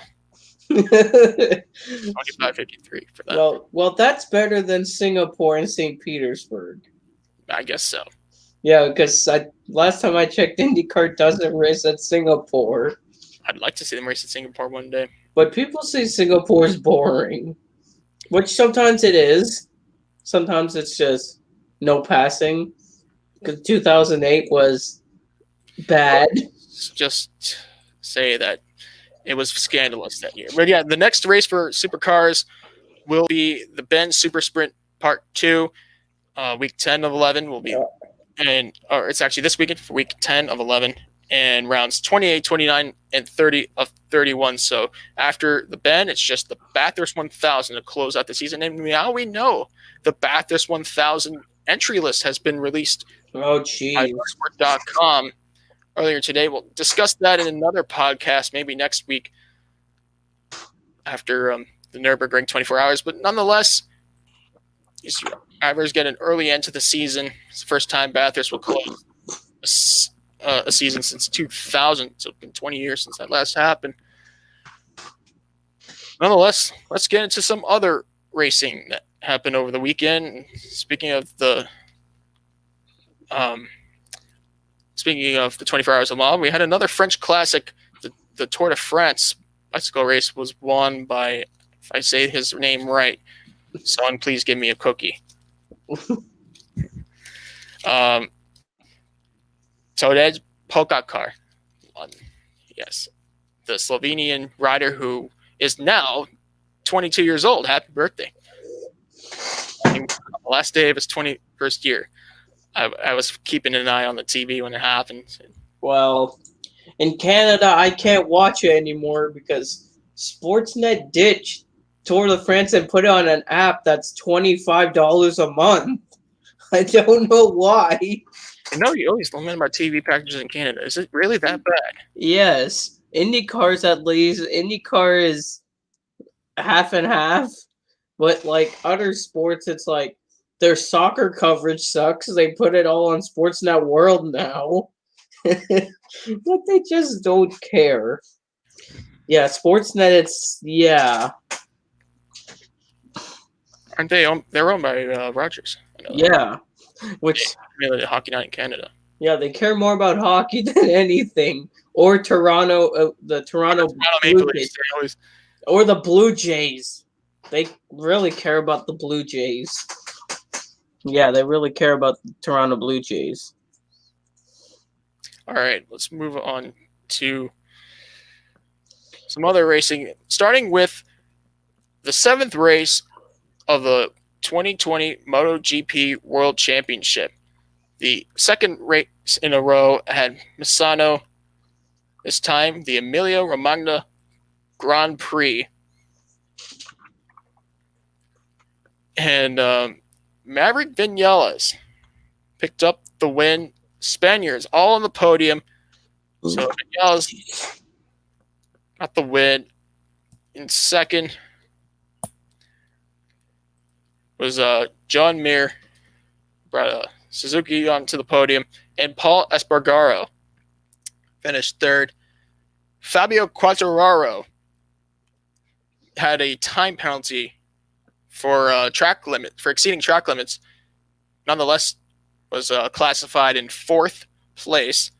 So it's awfully close. We're going to get into I'm not so familiar as maybe others are when it comes to MotoGP, but it's certainly an interesting season that it has been in 2020. As 2020, throwing curveballs to everyone, but I guess when Marquez got injured in the first race and has not raced since, and he's recovering, it seems like it's up for grabs. Everyone's fighting for it. Spots they get. Miguel Oliveira, 5th place. And Oliveira, I think he got his first win not too long ago. Takaki Nakagami, 6th. Alex Marquez, the younger brother of Marc Marquez, in 7th. Andrea Dovizioso, the points leader, is now 1 point ahead in the championship by finishing 8th. Franco Morbidelli, 9th. And Danilo Petrucci finished 10th. Johan Zarco, 11th. Alex Rins, 12th. Bradley Smith finished 13th and was last bike rider classified in the race. I call it a car. It's not a car. It's a bike. There, I got the Nürburgring 24 entry list. Thank you. We'll talk Nürburgring. Yeah, I just sent it just to see the entry but Nürburgring, according to their website, they don't call it an entry list. They call it the starter list. That's what they call it. All right. So yeah, if Viñales didn't win the race, it really would have been Francesco Bagnaia. Yeah. The Ducati rider was leading the majority of the race and then crashed. Oh. 7 laps to go on lap 20 of 27. Oh. Gee, it was heartbreaking. Apparently the team was critical of the situation as there was supposed fluid on the track, which led to Bagnia's accident. Valentino Rossi will not get his 200th career podium as he crashed out on lap 15. So yeah, it really, I mean, it's 2020. The table flipped upside down. In MotoGP, the top 15 finishers, and they must finish the race to get points in the World Championship. Yeah. Listen to this. Oh, jeez. The points standings is Andrea Dovizioso in the riders' points. 84 points, 1 point over both Fabio Quartararo and Maverick Viñales. 83 points, both of them. John Mir is 4th with 80 points. Oh, jeez. And so basically, the top 4 are 4 points apart. And then Tampa scores again. Tampa scores again. Thanks for telling me. Fifth at 6 with 64 points tied. Franco Morbidelli, Jack Miller, and at 7th is Takaki Nakagami with 63 points. Okay. It is awfully close. Yeah. Manufacturers standings. Yamaha leads that with 4 wins this season and 138 points compared to Ducati with 1 win. 115 points, KTM 2 wins, 104 points, Suzuki and Honda as well as Aprilia are winless this year. Suzuki has been close, not there. 103 points for Suzuki, 63 points for Honda, and 26 points for Aprilia. Yeah. And as for the teams championship, it's a close battle. 6 points separate first and second. First place, the Petronas Yamaha SRT team with 147 points compared to Monster Energy Yamaha Moto GP with 141 points. And their first win of the season coming yesterday with Maverick Viñales. Team Suzuki X-Star third with 124 points. Fourth place, Mission Winnow Ducati team, 115 points. And fifth place, Red Bull TM Factory Racing with 110 points. It's a very competitive season. And their next race will be this weekend for what is called the Catalan Grand Prix in Circuit de Barcelona, Catalunya, which is home of the Formula One Spain Grand Prix. Okay. So with that said, there's a lot of races left in the MotoGP Championship, as this upcoming race will be the 8th round of 14 races this year. And just by the numbers, we have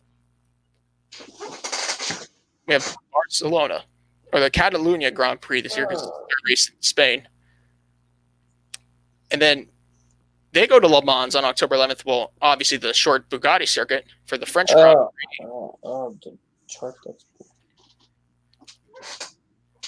Alcanis for the Grand Prix of Aragon and the Grand Prix de Turiel, or Liquid Moly de Turiel. I guess Liquid Moly is going to sponsor that race. And then I guess I think almost over half the races are in Spain.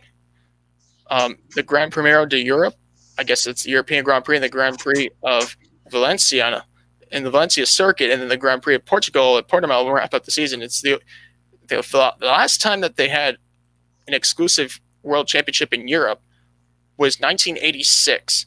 Oh, jeez. It's a very interesting race. So there's your stats for MotoGP. And let's talk some ARCA. Oh, the 2 races that we had this weekend. We'll start with Bristol. Oh, the mayor of Bristol. Yes. So let's make this clear, because it's a little confusing for some fans. Bristol 200 and Winchester 200 were around 16 and 17 of 20. The ARCA Series also ran with ARCA in the Bristol 200 for around 5 of 6 or 7, depending on Nashville's standings, the fairgrounds event. Which it's like right now for it's like we don't know anything yet. Like for the current ARCA schedule, they like for the normal ARCA series after Winchester, they still have 3 races. They have Memphis, then I'm talking about in the ARCA East series. Yeah, but it's like we don't. But Nashville, I thought it was Pensacola. Pensacola's confirmed. Nashville is not. Nashville was not even on the schedule. I don't think Nashville was on the schedule for the ARCA East. I don't think. Let's discuss that a little bit later. Let's go into the results for Bristol. So as I mentioned, Bristol will count for round 16 of the ARCA, the National ARCA Menards Series, and the ARCA Menard Series East for round 5 of that season. Sam Mayer, who won the truck race that night, went on to win the ARCA race just a few hours later after leading 116 laps compared to Ty Gibbs. Ty Gibbs is really the barrier between Sam Mayer and victory lane this entire ARCA season, whether that's in the National ARCA Menard Series or ARCA Menard Series East. Mayer led 53 laps. Max McLaughlin, who is the son of Mike McLaughlin, led 19 laps en route to finishing third for Shiggy Hattori. Mason Diaz finished fourth, one spot over Michael Self, who regains the ARCA Championship point lead. We'll talk about that because they had another race. Self led 9 laps. Haley Deegan finished sixth over teammate Taylor Gray. Tanner Gray ran the truck race on Thursday night. But right before Taylor ran the ARCA race. Brett Holmes, who's in the championship hunt, led 3 laps, finishing 8th. Derek Griffith finished 9th. And Justin S. Carroll rounded out the top 10. So now that that ARCA East was part of the event, the ARCA East points look like this. Sam Mayer has 235 points compared to Ty Gibbs. Ty Gibbs, 209 points. Nick Sanchez, Mason Diaz, and Parker Retzlaff are in a fight for third in points. Sanchez has 174 points, while Diaz is -1, and Parker Retzlaff is -3. It's close for third right now. For the ARCA East, guys, either the next race will be the Pensacola 200, round 6 of 6, or on October 10th, or Nashville Fairgrounds to be determined for round we still have 6 or 7 of a 7-race series. I don't know. We're still waiting about ARCA. Hasn't said anything, but we'll know when. We'll tell you when we know anything from ARCA. Right. Now, the main ARCA series went on to Winchester for round 17 of 20, and we're going to get some crazy facts here. Some things never before seen or never expected would have ever happened in ARCA history, but it happened. And Ty Gibbs, the gatekeeper to Sam Mayer and victory lane.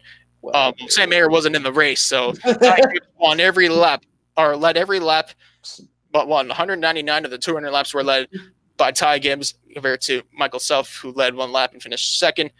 Third place, Brett Holmes, who is just so close in the championship compared to Michael Self. Jesse Love from Bill McAnally Racing finished. Thanks for reminding me. He drove the 20. Chandler Smith did not race. It was Jesse Love in that 20 car, which Jesse Love did a good job in that car. Yep, Jesse Love finished 4th, and Taylor Gray rounded up the top 5. Drew Dollar, there were only 14 cars in the race, so I'm just going to list them all up. Yeah. Dollar finished 6th. Now listen to this. Mike Basham driving for Andy Michelle Hillenberg, the team that's been long in ARCA, that doesn't have the best equipment. They race in the back. The 52-year-old driver picked up his 3rd career top 10, his best career finish. 8th place, Eric Caudell, owner driver, who is age 53 from Piedmont, Oklahoma, picked up his best career finish, his first ever top 10. Well, the 9th place is more crazier. Brad Smith, who he was a gentleman driver, 52 years of age, from Shelby Township, Michigan, has been racing for 32. Has been racing for over 32 years. Actually, even more. So, yeah. Events besides ARCA. In the ARCA Menard Series since the age of 19, and over 363 races and 35 DNQs and 6 withdrawals. His first ever top 10 finish. It's not. That's just amazing. But still, 10th place. The 10th place, 10th place is the driver that many people, I don't want to be mean, but many people kind of make fun of this driver for being a backmarker. Or me putting it as my name on Reddit. Yes. Nikolopoulos. Oh my. 58 years of age. Yep. And ran 87 races, driving for Wayne Peterson, a team that started parks in ARCA, basically making a living off starting parking ARCA races. Nikolopoulos got his first ever top 10 finish for Wayne Peterson. And Wayne Peterson, of course, the 82-year-old owner / driver. Since I'm looking at Racing Reference, and as much as ARCA stats can be recorded, that's their 5th ever top 5. I'm just reading off ARCA ownership results for Wayne Peter. Their top 10. 5 top 10s. Yeah, 5 top 10. Interesting. A 10th, a 9th, a 10th, a 9th, and a 10th. And 2 of which were this year. Well, who? Yeah, Nikolopoulos. Who was the other one? Tim Richmond. Oh, Tim Richmond, the guy that people say, why does he have the same name as Tim Richmond?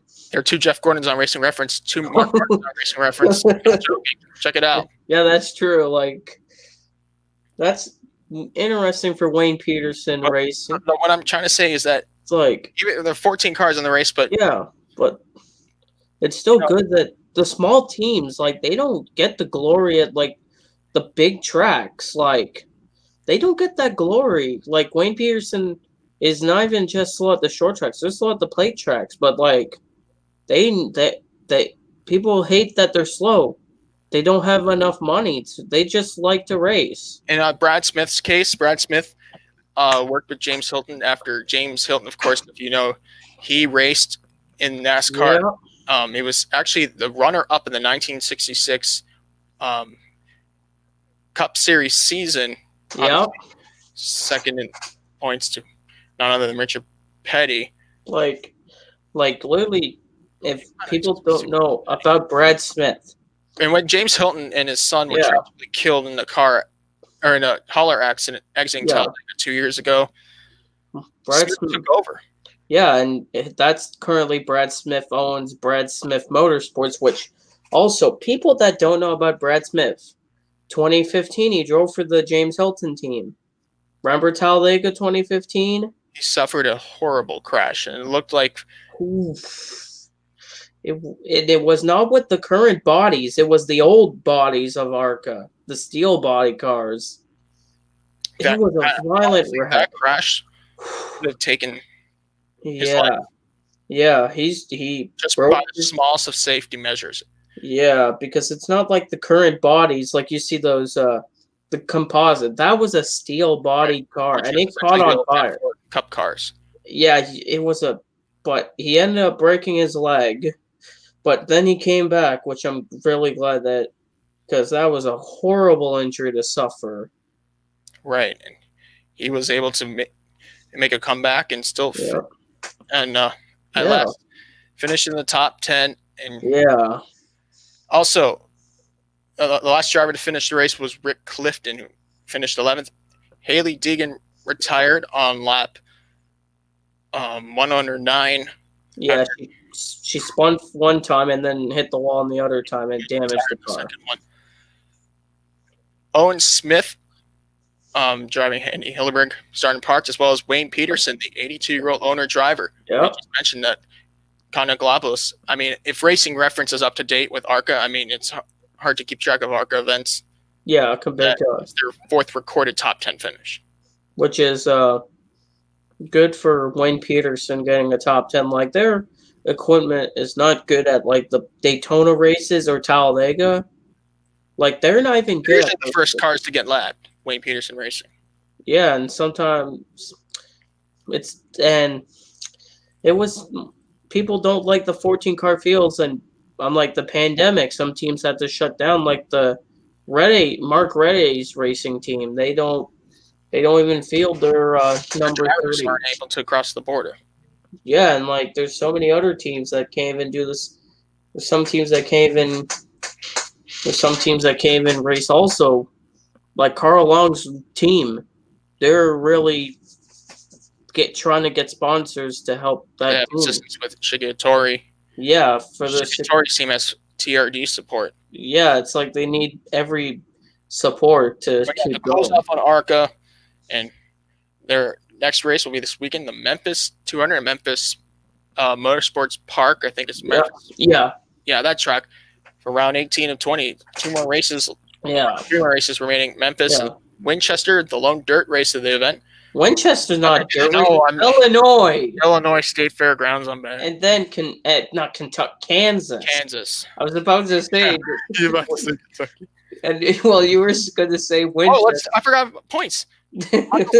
3 points over Brett Holmes. Who's close? Haley Higgins is still third. 19 points over Drew Dollar. And then now Ty Gibbs is actually fifth in the. Yeah, Tad Moffitt is going to run at Memphis. Hold on, I got to read this. Oh, jeez. Okay, guys, we have some breaking news here. Whoa, what? NASCAR, thanks for the notification, but according to what I'm going to read what is here. Oh, no. Michael Jordan purchases NASCAR Cup Series charter with Denny Hamlin. Now, they have an assistant. Bubba Wallace will drive for them next year in the 2021 Cup Series season. Wait, am I reading this right? Wait, Michael Jordan, the Chicago Bulls PA veteran, the legend himself. Wait, what charter did they buy? Did they buy the 13? I think it's Germain Racing's charter. Oh, okay. So now Ty Dillon's. I don't know where Ty Dillon's gonna go. Uh-oh. I thought you were joking for a minute. I thought you were gonna say something else. Jordan, Denny Hamlin. Now they have a partnership through Air Jordan. The shoe. Jeez, I just saw that. We know that long ago. You can see. Yeah, I definitely. Hamlin's fire suit. But I think I could guess what the number might be. 23. It might be the number 23, possibly. It could be. I wouldn't be surprised if that's the case. Michael Jordan was famous for the 23. BK Racing was not famous for the 23. Just saying, BK was not good. But I think that's interesting. I thought that was okay. Yep, even Denny Hamlin confirmed on his Twitter. It's not Adam Salern. Not Adam Salern, the parody account. This is for real. Yeah, this is interesting. And oh no, okay. At least people here watching this are more. Let's not get into where I know it's going. I'm trying to say that Denny Hamlin has always held an ownership stake at Richard Petty Motorsports. That could be the Richard Petty Motorsports charter, but wait, I'm confused. But did they buy the 13 charter or the 95 charter? Yeah, let me post for World Race Media so they can. I'm just confused. Somebody said the 96, but no, the 96 does not have a charter. I'm just confused with all of these things. Like, Hold on, we're trying to catch your breath. I'm just confused. I mean, rumors sometimes go wrong, but they sometimes go right. When social media became the exclusive route of communication beginning in March this year, sometimes rumors are true. Wait. I don't even know what. Wait, if Michael Jordan and Denny Hamlin bought a charter. What's the team name? MJDH Racing? I don't know. I'm just trying to. Hamlin Enterprises. Just guessing. Remember the Favre Jarrett Motorsports team? Yes, Favre and Dale Jarrett. Well, they didn't do too well when in 2000. The last year of running at Busch team. when it was back known. But that's interesting. And people said that's not going to happen, and people say it's fake. But no, Bob Pockrass confirmed it. So yeah, it is real. Even NASCAR's confirmed it, and Fox. So it's real. Interesting. Really interesting news, because we got other news of NASCAR this morning about another driver getting a cup ride for 2021, and now we got a new team. Right, and the other, of course, was this morning when Ross Chastain was announced to drive for Chip Ganassi Racing in the number 42 car next year. Yeah, which Ross is not a rookie. He was running for Cup Series Rookie of the Year in 2018, which he obviously didn't win. William Byron was the highest placed rookie in 2018. But it's going to be interesting. 2021, a new team. And Denny Hamlin had a post. It was 15 minutes ago while we were talking ARCA this whole time. Listen to this. Tonight, I'm excited to announce MJ and I are starting a new single-car NASCAR Cup Series team for 2021. Deciding a driver was easy and it had to be Bubba Wallace. Like, the thing about Denny Hamlin, people say...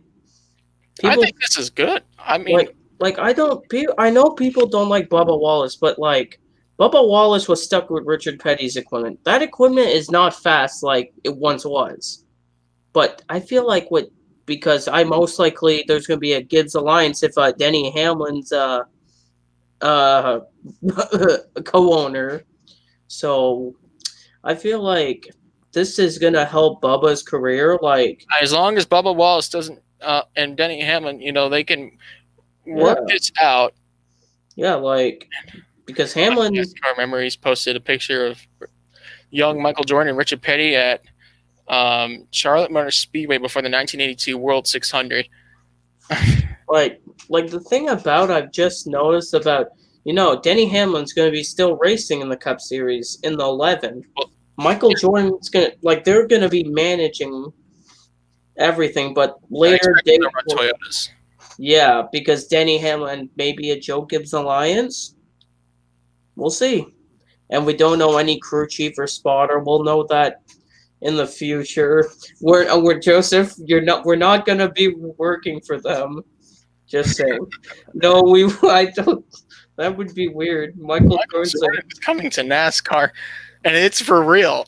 Yeah, it's not fake. If NASCAR we're talking about the Last Dance being on the background and the Doomsday of April. Yeah, no, we're talking about 2021 NASCAR Cup Series. I think they have to run 23. Number 23, no one's driving.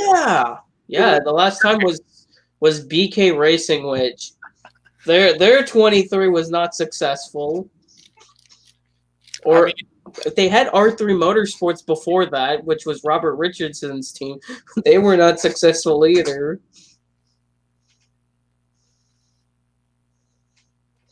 Which is hopefully that team does good in the future. Hopefully everything goes smoothly, not like Jarrett Favre Motorsports. That team or Bradshaw Racing, Terry Bradshaw. Oh yeah, that team also. Busch Series team. They did not win a race at all. How close were they? Super close to getting a win. Yeah. In their team's history, but we're talking about football owners becoming. Oh, Randy Moss Motorsports. That team. Yeah, I remember that. Yeah, Randy Moss with the number 81. Jimmy Johnson, of course, was the most. When that Bristol. 2008. Yeah, and people still say that. Oh yeah, that race. I just remembered what happened there. 9-year-old Joe remembers. Some people want to forget, but I do remember. He led laps, but he ended up spinning. Yeah, that is Johnson's only Truck Series start, surprisingly, to this date. Yeah, but at least he'd run more if he did some off-roading racing. That kind of truck is a completely different character. Well, and with people said he was going to be better in Xfinity than Cup. No, his Xfinity career is worse than his Cup Series career.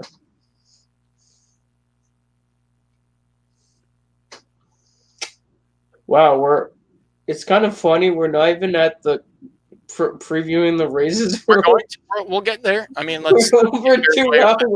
It's kind of funny. Over 2 hours we're over 2 hours in. We're still talking about different series because breaking news. Mm-hmm. Nonetheless, I think NASCAR has an exciting future. Yeah, and people say it's dying. It's not. Listen, there's new personalities coming here. Yeah, this it's like just a one-time sponsor of who sponsored a movie coming out. It's Michael Jordan and Denny Hamlin buying a charter from the Cup Series, the 13 or the 95, one of those two charters. It's unknown. NASCAR doesn't know what charter they bought, and Bubba driving it. Like Bubba, people don't like him, but I think Bubba Wallace is a gentleman. Like we're not like people just. The thing about Bubba, he had opportunities in the Xfinity, where he could have won races, but didn't. Truck Series, he really did good in the trucks, but the Cup Series, he's never been in the top equipment. I know people say Richard Petty is not a garbage team. They're not like when Petty drove. They're not fast. They still have they don't have the best equipment. Well, maybe it's because they didn't have the best equipment since 2015. 2014 they were decent. Then Sam Hornish came along, torn up cars. 2016 Brian Scott did the same thing. Well, that was a second car. Yeah, but they still torn up too much equipment, and then they had to pay up. Well, Bubba Wallace took over. Remember, they were a 14 back in the 2017 season, and Eric Almirola had that crash, which was a back injury, and they had to 2 months from racing. Yeah, they had Regan Smith running Dover. Regan Smith, Coca-Cola 600, and the All-Star was run by Regan Smith. Bubba ran Pocono, Michigan. Now, let's go back to 2017. Bubba Wallace was a full-time driver, actually about to be released by Roush Fenway Racing. A Ford driver. Richard Petty Motorsports was running in the Fords at that time. Yeah. Bubba Wallace in the 43, literally right as he exited the 6 car, so he was out of the ride. But the thing about Bubba, he was running his final race at Roush was at Pocono that weekend where he was making his Cup debut. Then he was released from the ride, but then he drove at Michigan, Daytona, Kentucky, which he didn't run Sonoma. He was solid. Sonoma was ran by Billy Johnson, factory driver Billy Johnson. But then after Kentucky, sports cars. After Kentucky, the only thing that Bubba did was he raced trucks for not MBM, team. The MDM Motorsports number 99. He ran one race at Chicago, driving for the Biaggi Denbeste Racing. He won that Michigan race, mind you. Yeah, and let's just get to the point here. Bubba Wallace has been longing for this opportunity. I think this team's going to have some top equipment. Bubba Wallace is ready. He's beyond ready. There's a lot. For Bubba coming the next year. He has the sponsors. Yeah, in 2018, after Daytona, people were criticizing Bubba. Who cares what they say? Bubba Wallace is ready for next year. 2019, that year started tough, but then he started getting faster and faster. I remember when Bubba were getting better. The Chevy Camaros were struggling around that time of the year. And remember when Bubba won that segment and they opened to get into the All-Star race? That was huge for them. For him, he was emotionally because he knew people said that he was a failure and he wasn't a failure. Bubba Wallace is not a failure at all. But then All-Star race, he finished 4th. Why do you care about what fans have to say about him? And he got the top 5. He finished 3rd at Brickyard. Yeah, that's the thing. Bubba's not ever been in the Cup Series. He's been in not the best equipment, but unstable equipment. Yeah, it's sometimes it's where do I go next year? What is next? What does the future hold? This sounds like stability to me. Yeah, people just. I think this is his time. Yeah, like Richard Petty Motorsports. I now the question is, what charter did they buy? I'm still yet to figure that out. There's two charters possible: the 13 Germain or the 95 from Levine. People say the 96, but Gaunt Brothers doesn't have a charter. They're a non-chartered team. Right. We'll continue this on next week when there are more information coming out about Bubba Wallace and Michael Jordan, the great from Chicago Bulls in the 90s. And Denny Hamlin. Denny Hamlin, the 3-time Daytona 500 champion. He should stay focused as well. Don't get carried away with this stuff just yet. He's never won a season championship in the NASCAR Cup Series despite all the numbers. This could be Hamlin's year. He's probably the only driver that has a shot to beat Kevin Harvick.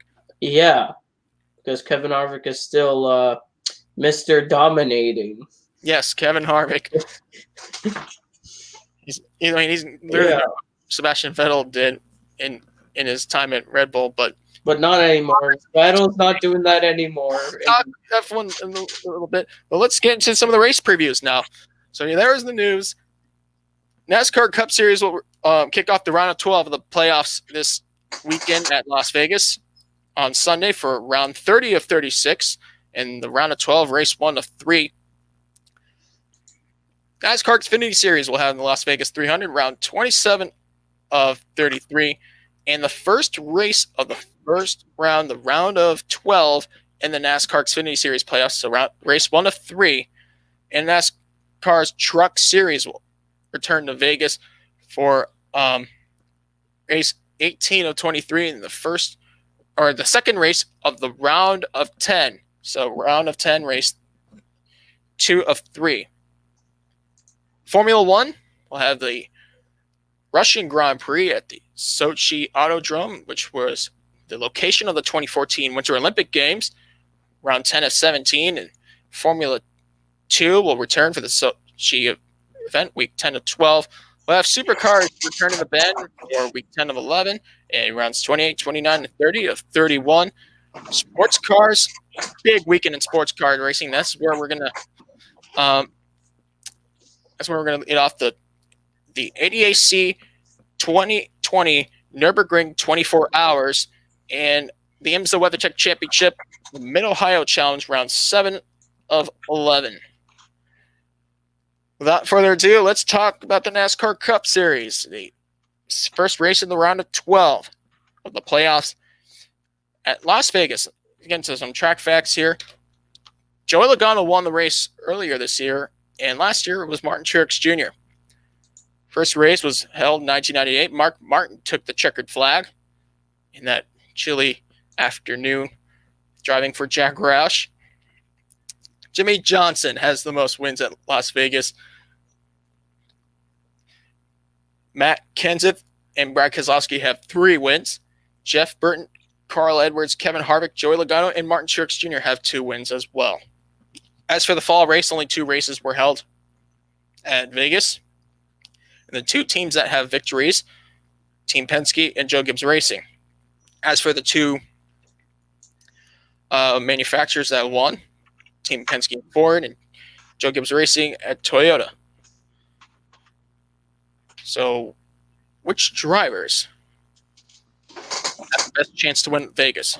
Okay, for me, for me, this driver in the last 5 races at Las Vegas, this driver, he has 1 top 10, 5 top 20s, but he was super close of winning the last time because of a late race caution. This driver drives car number 88. Alex Bowman's going to win at Las Vegas. This one is going to go to Martin Truex Jr. He won the race last year. This year, surprisingly, he's only won at Martinsville, and he could have easily won more. But I think car number 19 will do what he did in the year of 19. Well, that's in the year of 20. We'll see what he does. See what happens. Nonetheless, I'm going with Martin Truex Jr. I'm just going to. But there's going to be a lot of comers and goers just some people. What about pit stop? The tires will be a little different compared to the race earlier this year, back in February. February it's colder, but the thing is that race started earlier, so it was cooler. This race starts later when it's hotter at Vegas. All right. I mean, we'll definitely have to see where this goes, and also the race will end in around dusk time over there, so that will have a factor in track conditions. So yeah, the South Point 400 this weekend. Now let's move over to NASCAR Xfinity Series. We have the Las Vegas 300 for race 27 of 33, and in the round of 12, race 1 of 3. Chase Briscoe won the race this year. Last year was Tyler Reddick. First race, it was held back in 1997, won by Jeff Green. As for most wins, Mark Martin has that record. In fact, his last win in the series, then Nationwide Series, was back in 2011. I remember that. 4 wins for Mark Martin, 3 wins for Jeff Burton. One of them included a dueling battle against hometown favorite Kyle Busch. Busch ended up in the wall, finishing second. 2 wins for Kevin Harvick and Kyle Busch. As for team wins in the fall, only Chip Ganassi Racing and Richard Childress Racing, and 2 Chevy wins for manufacturers in the fall. So there are the numbers. Who's going to prevail on Saturday? Okay. My pick, this driver, he hasn't had the best average finish because he's never ran in the best equipment. But he has a win at Las Vegas 2 years ago. This driver drives car number 10. Ross Chastain will win at Las Vegas. On Ross Chastain. Yep. You said what I was about to say. Ross Chastain's going to win as well. Okay.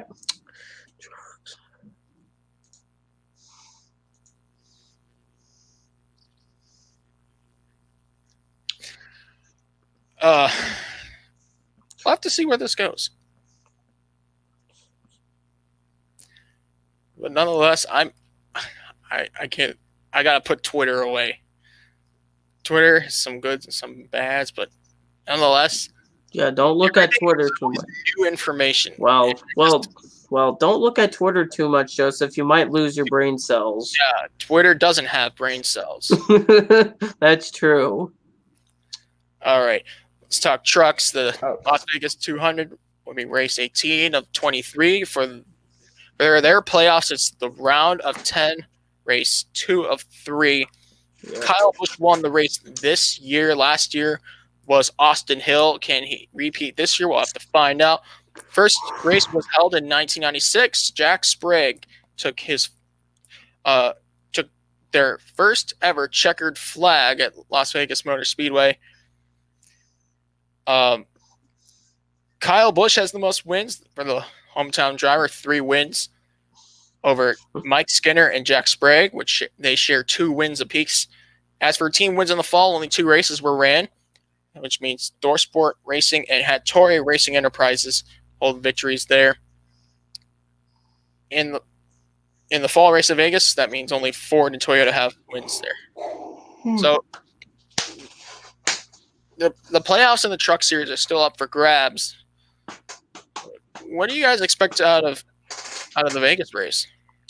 Okay, my pick for Las Vegas, this driver in 5 starts, he has 1 win, 2 top 5s, 3 top 10s, 3 top 20s, 29 laps led.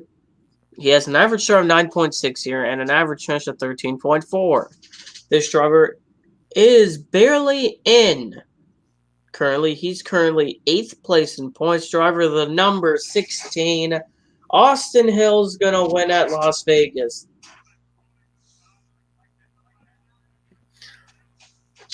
Yep.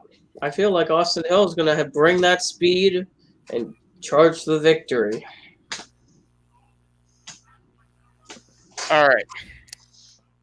You're going to be surprised when I say this. Oh, jeez. This driver was close to winning at these kinds of tracks. He hasn't won in the Truck Series ever, but he's going to get it this time around Friday night. Oh, jeez. That would be Christian Eckes. Okay, I thought you were going to say somebody else. No. I thought you were going to say Stuart Friesen. I'm like, no, Stuart Friesen, I don't know if he's going to win.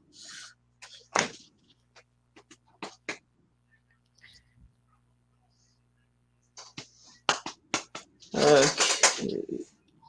Oh, jeez. Apparently, ESPN2 has Mega Cast for Monday Night Football. I think ESPN regular channel, ABC, I don't know, they're simulcasting everything. I'm just so confused. I was wondering if SportsCenter was on top of this, but maybe when Scott Van Pelt comes on tonight.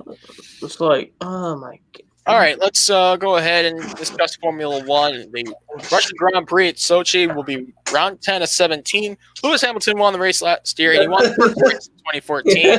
Who else wins at 4? Mercedes is undefeated. They are 6-6 at Sochi. I know you were waiting for me to say that. The only 2 drivers that have wins there, other than Hamilton for Mercedes, was Nico Rosberg on route to his 2016 World Drivers' Championship, and first ever time in Valtteri Bottas' career of victory. Oh, it's so hard to pick. Well, we know Hamilton has the best chance to win. Of course, the Mercedes drivers have an unbelievable record at. Well, they actually have a car that doesn't go slow. That's how it is every year. But what about the other drivers in the World Championship? What about some points that they can get? How about Lando Norris? Can he hold on to 4th in the World Drivers' Championship? Albon's numbers get the better of Lando Norris. We don't know how fast the Renault team's going to be compared to the Red Bulls. We don't know, and the McLaren. We don't know how fast. What about Racing Point? We don't know how fast they're going to be. Stroll, Sergio Perez didn't have the best of the last few races, but I think they can rebound. As long as a double points finish happens, they'll jump back up in the World Drivers' Championship. World Constructors' Championship, things are a little spread out. Obviously, Mercedes. Red Bull and McLaren, but it seems like Racing Point is catching up. Yeah, Racing Point is starting to put the finishes. Okay, so yeah. Okay, my pick for F1, this driver, he's beating records. He's going to try to tie a record. He has 90 victories, trying to tie Michael Schumacher's 91. Mercedes and NASCAR. Is that confirmed? It's probably not. No, it's not confirmed. And Lewis Hamilton is going to win again, and Ferrari's not going to do good. I'm sorry, Ferrari. Your car is not fast. You guys are slow on the straights, slow in the corners. I don't know why you named the car the SF1000. Even with SF1000, it sounds fast, but it's not.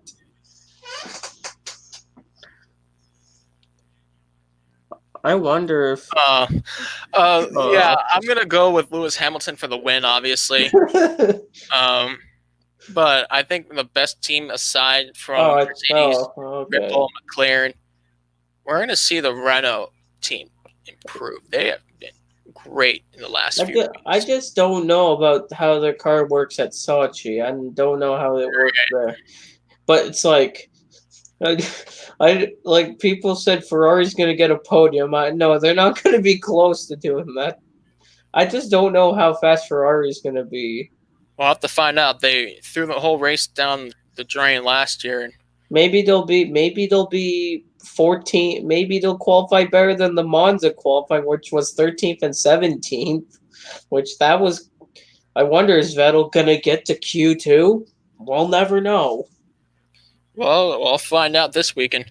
Yep. All right, let's talk sports car racing. This is where we'll continue. Speaking of sports car racing, you guys also learned today that Circuit of the Americas and F1, of course, the track that was designed by the one and only Herman Tilke. Yeah, the guy that, who loves pointy corners and DRS zones. Well, he made another good track, which is the Blisterberg. I guess that's a good track.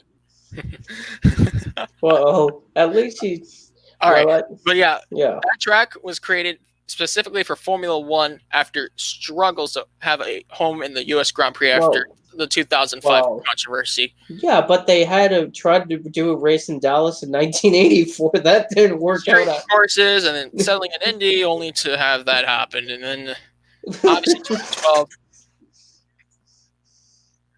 People say, in the end, Circuit of the Americas has held the U.S. Grand Prix since 2012 in Austin, Texas, but they've also held events from Supercars in 2013, sports car racing from 2013 onwards with Lone Star Le Mans, which we saw this year, the 6-hour race. Yeah. It was actually the last WC event before the pandemic. Yeah. And before everybody was stuck inside watching iRacing events or people playing online like Lando Norris, Charles Leclerc, and them. And listening to people typing F in the Twitch chat. Or people, or Charles Leclerc dueling with Maverick Viñales. Or banana fire suit. I remember Charles Leclerc battling with Maverick Viñales on F1 2019, and Maverick overtook him on the straightaways in a Haas. It's like, when I saw that, I'm like, oh my gosh. Yeah. So yeah, they're expected to hold the first NASCAR race in track history next year in 2021. With that, the All-Star event is also expected to be held at Texas Motor Speedway in nearby Fort Worth. I think that's exciting. I don't know about people online that they act like about it. Yeah, those people. I hear more people whining about Texas Motor Speedway having an All-Star race than people actually excited for Circuit of the Americas next year. I think it's a win-win situation. Yeah, and like people complain that it's not Charlotte. I'm like, well, Charlotte and Texas look the same, except the banking's different. If you look at Bristol, had a decent but show for an All-Star race. The thing about Bristol, that was just for this year because COVID numbers rised up in North Carolina.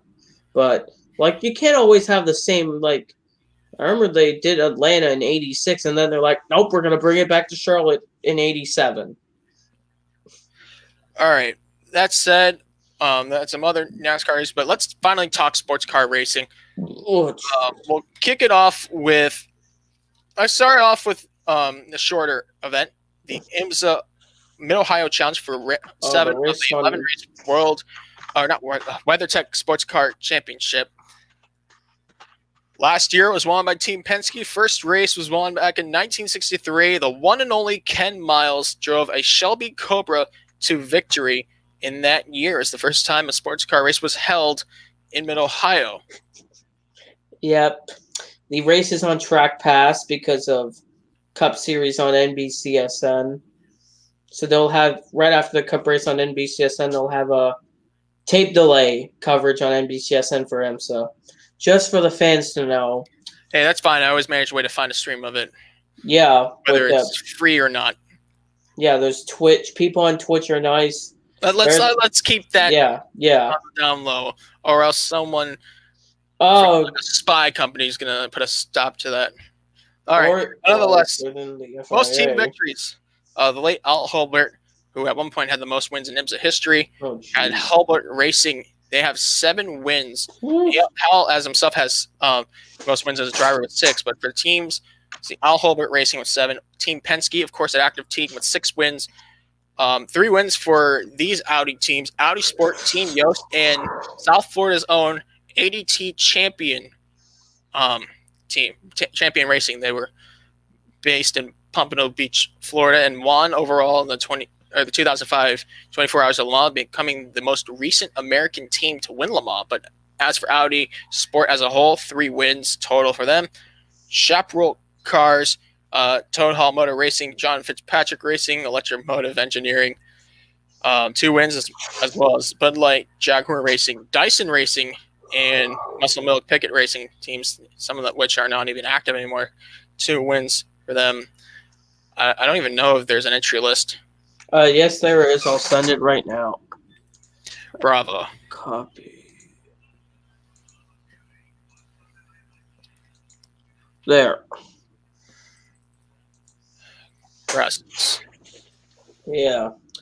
There's only probably have a small turnout. There's 27 entries. There's no LMP2s. It's DPIs, GTLMs, and there's more GTDs, obviously, but there's 27. A lot of these guys are going to be overseas, and they are, but it's hard to just fly back home with all the restrictions and everything. Yeah, because you got to wear the mask, not like the person that put it on his face. Or you have to quarantine in a certain way depending on what the regulations are. Yeah, some areas it's 14 days, some it's longer. It's just, and a lot of them, they're also at Nürburgring for the 24 hours, which we're going to discuss after this. Oh, yeah, with the many classes. Oh, yeah, which is one of the biggest car races in the world. Unfortunately, in 2020, there had to be a clash. There's other clashes like Sebring and Bahrain, as I mentioned earlier. We can't. It's not like we can't prevent that. It's Audi leaving DTM. Same topic. Yeah, that thing was announced a few months ago. What? One. I don't know how many ones there are. I can't even. People said about Ferraris being trash. Well, it's obvious for 2020. I wish they weren't. Okay, so with that said, DPI pick. There are only 8. Okay, this is going to be pretty easy. It's not the pick that I usually pick, so it's a different pick for one. My pick, this team, one of the drivers, this car that I'm picking, they were on the pole for the 2019 24 at Daytona, and they ended up both their cars retired.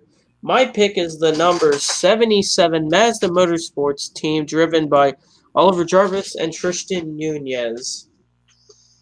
These two drivers surprisingly did not have a race at Le Mans, but they have a lot more energy and rest. Drive for Team Penske, they're going to tie for most wins of Hulbert Racing. Number 7, Elio Castroneves, Ricky Taylor. Okay. Team Penske. All right, GTLM. There are surprisingly some entries here. Obviously, Corvette, BMW, and the Porsche American entries did not show up to Le Mans. Yeah, because of COVID and all. Corvette withdrew, but BMW, they already planned to stay. Yeah, they were not in it.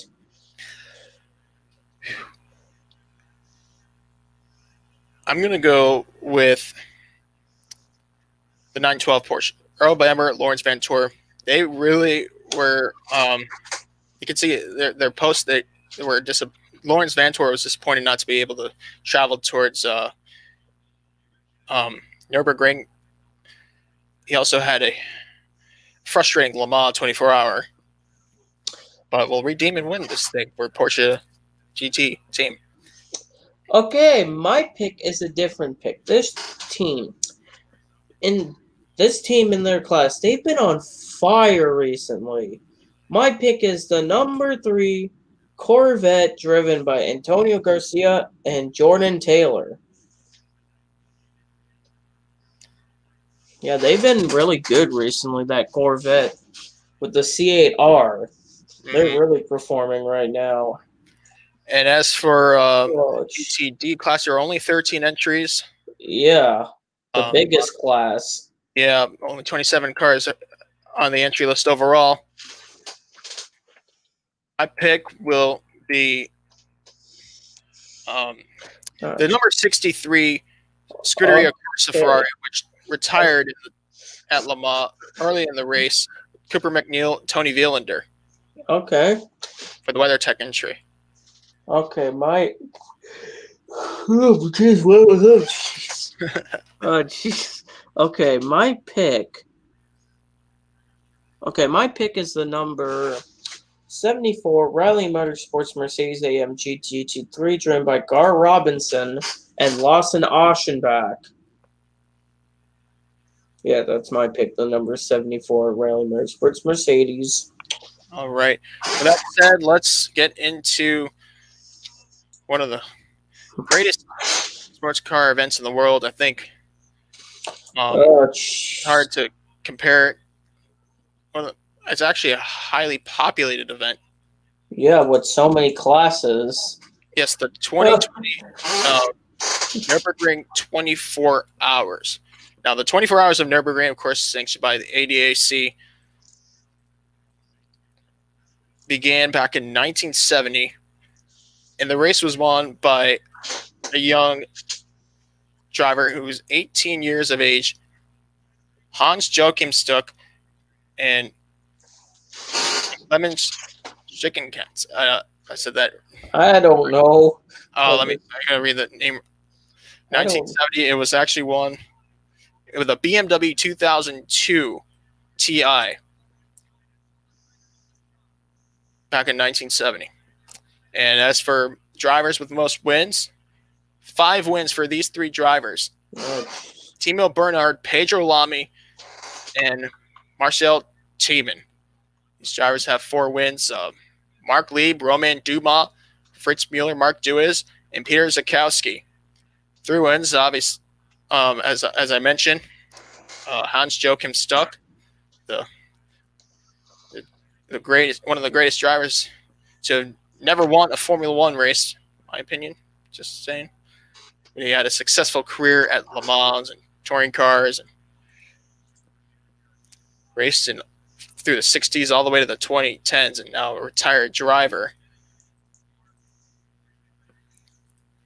The other drivers, Herbert Heckler, Klaus Ludwig, and Marcus Winkelhock.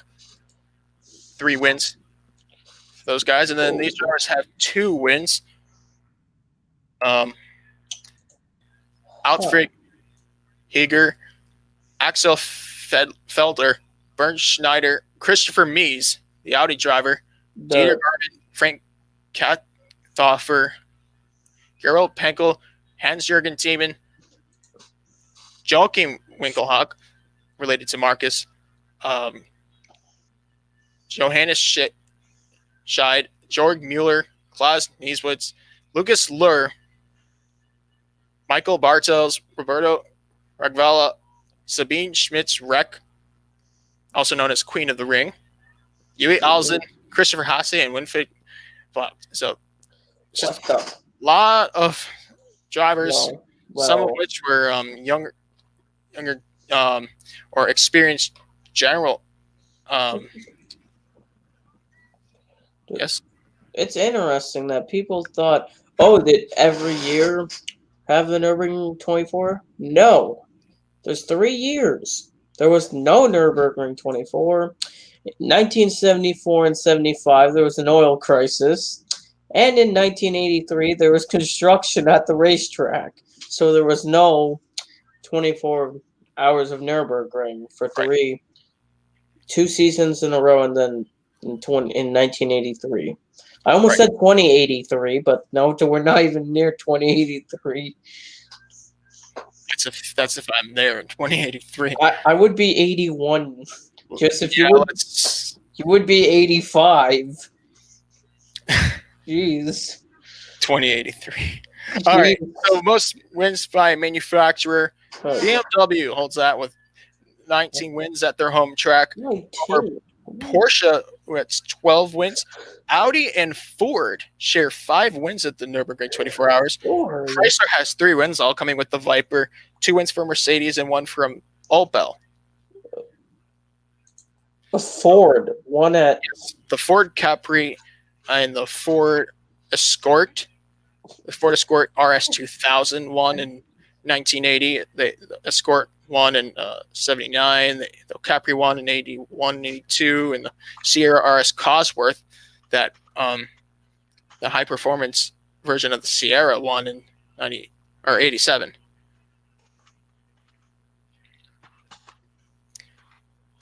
Phoenix Racing has the most team wins. I mean, no, Manti Racing, I meant 6 wins. Phoenix Racing's kind of catching there. But yeah, last year it was won by Audi, Phoenix Racing. So just looking at the classes that are there, for those who don't understand, you're usually about 160 to 200 cars overall. This year, I think we only have 102. 102. Yeah, this year it's 102 overall. Yeah. So the classes, the SP9 class consists of the FIA GT3 regulations that you see for most racing sanctions around the globe. Yeah. Those cars will contend for the overall win. Yeah. And then you have other classes, the GT4s, and I'm not going to name them all. No, we'll be here for hours. We'll talk about the class winners on Monday. Yeah, because we're not going to say every class winner. Like, and then you have the VLN production classes, which are more or less production cars you buy on the streets. You have cup classes, one makes basically. I know Porsche Cayman will have one. BMW M240i class has a one make.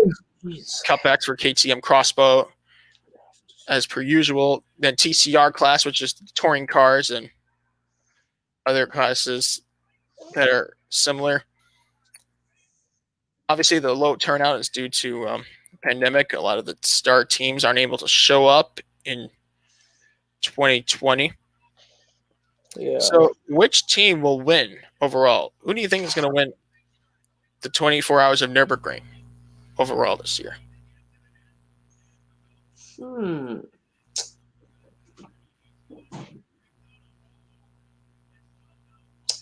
Okay, my pick is the number 18 KCMG team with their Porsche 911 GT3R, driven by Richard Leeds, Roman Dumas, Dennis Olsen, and Patrick Pilet. That sounds like a powerhouse team to me. But I'm going to go with Audi. They've been strong in the last 2 years. Actually, the last two out of the last 3 years. I forgot Porsche won in 2018. But Audi has been the best team of the 2010s. In fact, all 5 of their victories were in the 2010s. Oh. Fun fact. And I think it's going to continue. And that team will be the number 5 Phoenix Racing Audi R8 GT LMS GT3, driven by Vincent Kolb, Mike Rockenfeller, Richard Westbrook, and Frank Stippler. Wait, you said Richard Westbrook? Yes. You meant. Richard Westbrook. I know. I was about to say Westbrook. I'm like, it's a little bit confused. Maybe it's a twin brother, secret twin brother. I don't know. Nonetheless, it's gonna be an entertaining race. I don't know what time it starts. I think it starts usually around 2 p.m. I know the they have their ADAC Total 24. That's their YouTube channel. It's ADAC. People call it ADAC. I don't know. People call it ADAC for some reason. Yeah, it's on that. That's their YouTube channel. That's where the race is on for people to know. Live on YouTube. Yeah, it's on their official channel, not these other people that stream it. No, it's on their official YouTube channel. A lot of news going on. There's our world. Need to sleep this off. People say like there's more. I think who cares what they have to say? Like the news, like. I want to put it on ESPN and see what their initial reaction is, but there's no Sports Center going on because every channel has Monday Night Football. ABC, even ABC has Monday Night Football. Like simulcast. I know sometimes they do that with college football games. It's like the only time that TSN talks about NASCAR in Canada, the only time they talk about NASCAR is when the race is over. Literally, that's the only time. Grid Network says, hey, Grid. Crazy news day, huh? Absolutely. Like, it's so interesting how different sports channels can't say names. Like, people say Valtteri Bottas without the S. Bottas, same thing. People say what people call Max Verstappen. Even it's Verstappen. People just like. There's just people that just can't pronounce names. Like people. All right, Justin. I think it's time for me to eat dinner, go to sleep, go to sleep. It's 9:50 Eastern. Yeah, well, I mean, for you it's like 11 o'clock. For me, it's almost 11. I mean, the Stanley Cup Finals, we got a brawl. Uh-oh. I think Tampa Bay's walking. They're walking out of the universe. Yeah, they lost game 1, and now they're leading 3-1 in game 2. Mm-hmm. And also that, wow, I don't know why. Monday Night Football? Yeah, Monday Night Football. I know. What the? Oh, the first game at the new Las Vegas Stadium. Yeah, the Las Vegas Raiders are actually losing. Yes. Get used to the Las Vegas Raiders name. Yeah, not Oakland. Nope, that's now Las Vegas. Exactly. Yeah, people have to get used to that. Time to sign off. Yeah. Thanks for watching. We'll be back for episode 78 from my partners Daniel Ford, Justin Heber. I'm Joe Pavlon. Signing off. Yeah.